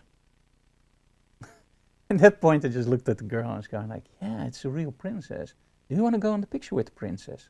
She was just going like, "Oh, can I really? Can I go in the picture with the princess?" "Ah, sure, go." Yeah, you know how many children there are in Legoland? And how many pictures of children I made with my model while all my students were waiting? The next time somebody comes up to me, "Sir, are you shooting a princess?" "No, it's a witch and she's gonna eat little children." Maybe that, nah, I would never do that. But be a little bit careful when you offer somebody, because if you shoot one kid with the princess, of course you have to shoot everybody that asks, right? You can't say, "Hey, now we have to continue," because then the other kids, no. And at one point there was really like a queue, and we just tell people like, "Okay, from here, I'm gonna do all these, but then we have to stop. I have to teach a workshop." So, yeah, that's the perks of shooting in Legoland and the problems of shooting in Legoland. Okay, final one. Final three, sorry. Location, just if the location isn't interesting, just pump in a lot of smoke. use some great props, and you can get some really, really nice shots. This is the location, by the way, without the smoke. So it's okay, but I need a depth. And as you can see here, there is an even lighting. Do you see that in the building? There's an even lighting, and I use, of course, smoke and some lights from the back with the strobes. There are 2 strobes on the sides and 1 strobe on the model, so there are actually 3 strobes. But as you can see here, everything is lit evenly. Now, when you go to the next image, you can see that there isn't an evenness in the backdrop. This is a trick which you might call chiaroscuro. It actually means that you go from light to dark to light. And it means that you can make stuff jump out by creating layers. On location, this is one of the coolest things you can do if you can pull it off. In this case, the building just was perfect for it. Remember the trains with the red on the side, or the coals? Do something similar there. What I did here was I light my model, then the speakers, just a little bit of light, because in this case it was about the model, not about the speakers. The previous one, let me go back. This one was actually shot for the manufacturer of the speakers. Those speakers are horrendously expensive. And this was shot for the manufacturer. This was shot for the artist. This is Lorenzo. He was one of the competitors in So You Think You Can Dance, and later in the movie Body Language. Body Language, I believe. And he just wanted some images for his own portfolio. So in this case, the speakers weren't that important. So I wanted to create depth and layers. So 1 strobe on my model, just barely hitting those speakers, and then 1 part where there is no strobe at all, and then we placed 1 strobe all the way in the back and just aimed it that way. That didn't really work. It didn't give me the effect that I wanted. Then we placed that strobe all the way in the front, actually creating it behind those beams and just aiming it slightly to the back. And that's the image you see here. If you follow the lines, you can literally see where the strobe is coming from. That worked way better because somehow it also created nice lines on the back. As you can see, there are some vertical lines. So it made the back a lot more playful and a lot more better to incorporate into the image. And because the front is lit, then you have a darker area and a lit area. You still see the whole area, but it doesn't take you away. The model is still in front, still powerful, and the rest is just in the back. You could, of course, also do it with, for example, depth of field. In this case, that didn't work because we're using strobes and not HSS. So in this case, we choose this solution. And of course, the most important thing, think outside the box. Don't do everything the way that it's supposed to do. Do it outside the box. And for more stuff, please visit Frank Doorhoff on YouTube, or in other words, me on YouTube. I do have one more thing. Do you like to get some cool insights into your photography? Do you want to talk with other people about photography?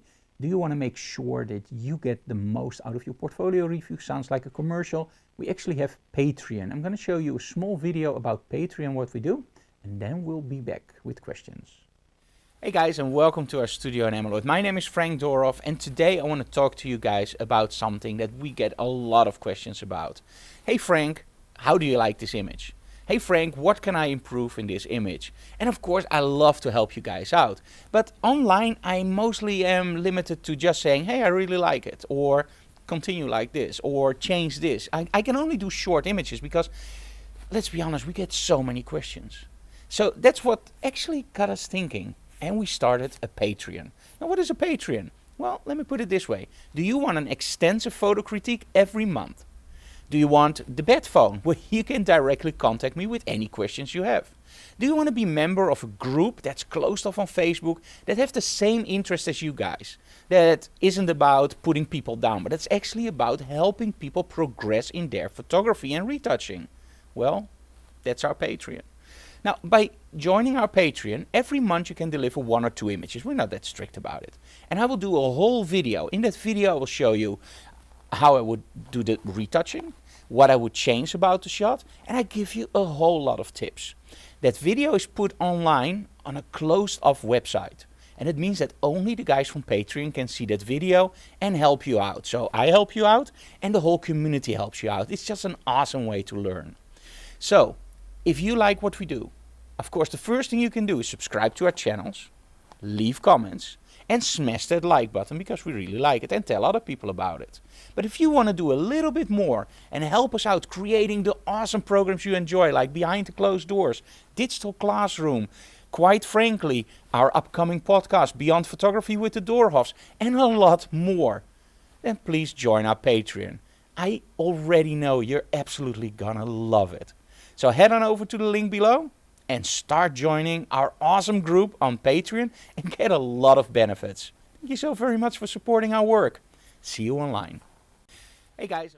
Awesome. Patreon is something that is actually very near to my heart because I'm able to interact with you guys directly, do a lot of portfolio reviews, and those portfolio reviews are really cool. They're videos, they're mostly between 5 and 15 minutes long, and it's not only talking about your images, but also doing the whole retouching for you guys. So doing it differently, showing other crops, tinting, and I explain everything. We tape everything literally on video. You see every step. And the cool thing is I open the image, I do see the images before, I have to be honest about this, because they come in the mail, but I try to immediately when I see Patreon, I open the image, I put it in Lightroom, I look at it for 1 second that it's there, and then I don't want to look at it anymore. So the moment I press record, that's actually when I see the image for the first time, or at least the first time that I think about it. And that gives you a totally different approach to a portfolio review instead of rehearsing it. So you literally see my thought process, and I think that's really, really interesting, or at least that's what I hear from people. Of course, we also have videos online. If you like Digital Classroom and you want more information, just make sure you go to frankdoorhoff.com/videos. And especially during Corona, of course, I don't teach workshops. I do teach a workshop on Saturday, but we are doing maybe 1 workshop every 4 or 5 months instead of 2 every week. By joining Patreon, by buying the videos, you of course support our work. We do give a lot of stuff for free, and especially in these times, we really appreciate it if you guys buy the videos or join Patreon. And Patreon is already from $1 a month, so that should be doable for a lot of guys. And if you don't do it, we still give you the stuff for free, of course, but we would highly appreciate it. Okay, thank you so very much for watching. The next one is probably in the 2nd week of February. Because of the high infection rates over here, we're going, I think, close to 80 to 100,000 a day for a small country like the Netherlands. I don't think we're going to do it with a model. I think we're going to do it again this way, only shorter. This one was really long because I wanted to do a lot of topics. And I'm actually going to leave it up to you guys. What do you want to know? What do you want to see? What is where you struggle with? What do you want to hear me talking about? Street photography, model photography, light modifiers. Just give me an idea what you guys want to know, and I will write a seminar about it, and it will be custom made for you guys. So I hope you enjoyed it. Leave comments below, tell other people about Digital Classroom, share it on your social media. We would hugely appreciate it if you get us new subscribers for our channel. That really helps us out. So if you don't want to join Patreon, don't want to buy a video, at least share the video or just subscribe. That's free. You don't even have to hit the bell notification. Although if you hit the bell notification, I'm extra happy. Okay, I'm not going to tell you that if you don't, puppy dies, because that's ridiculous. Unless it works for you.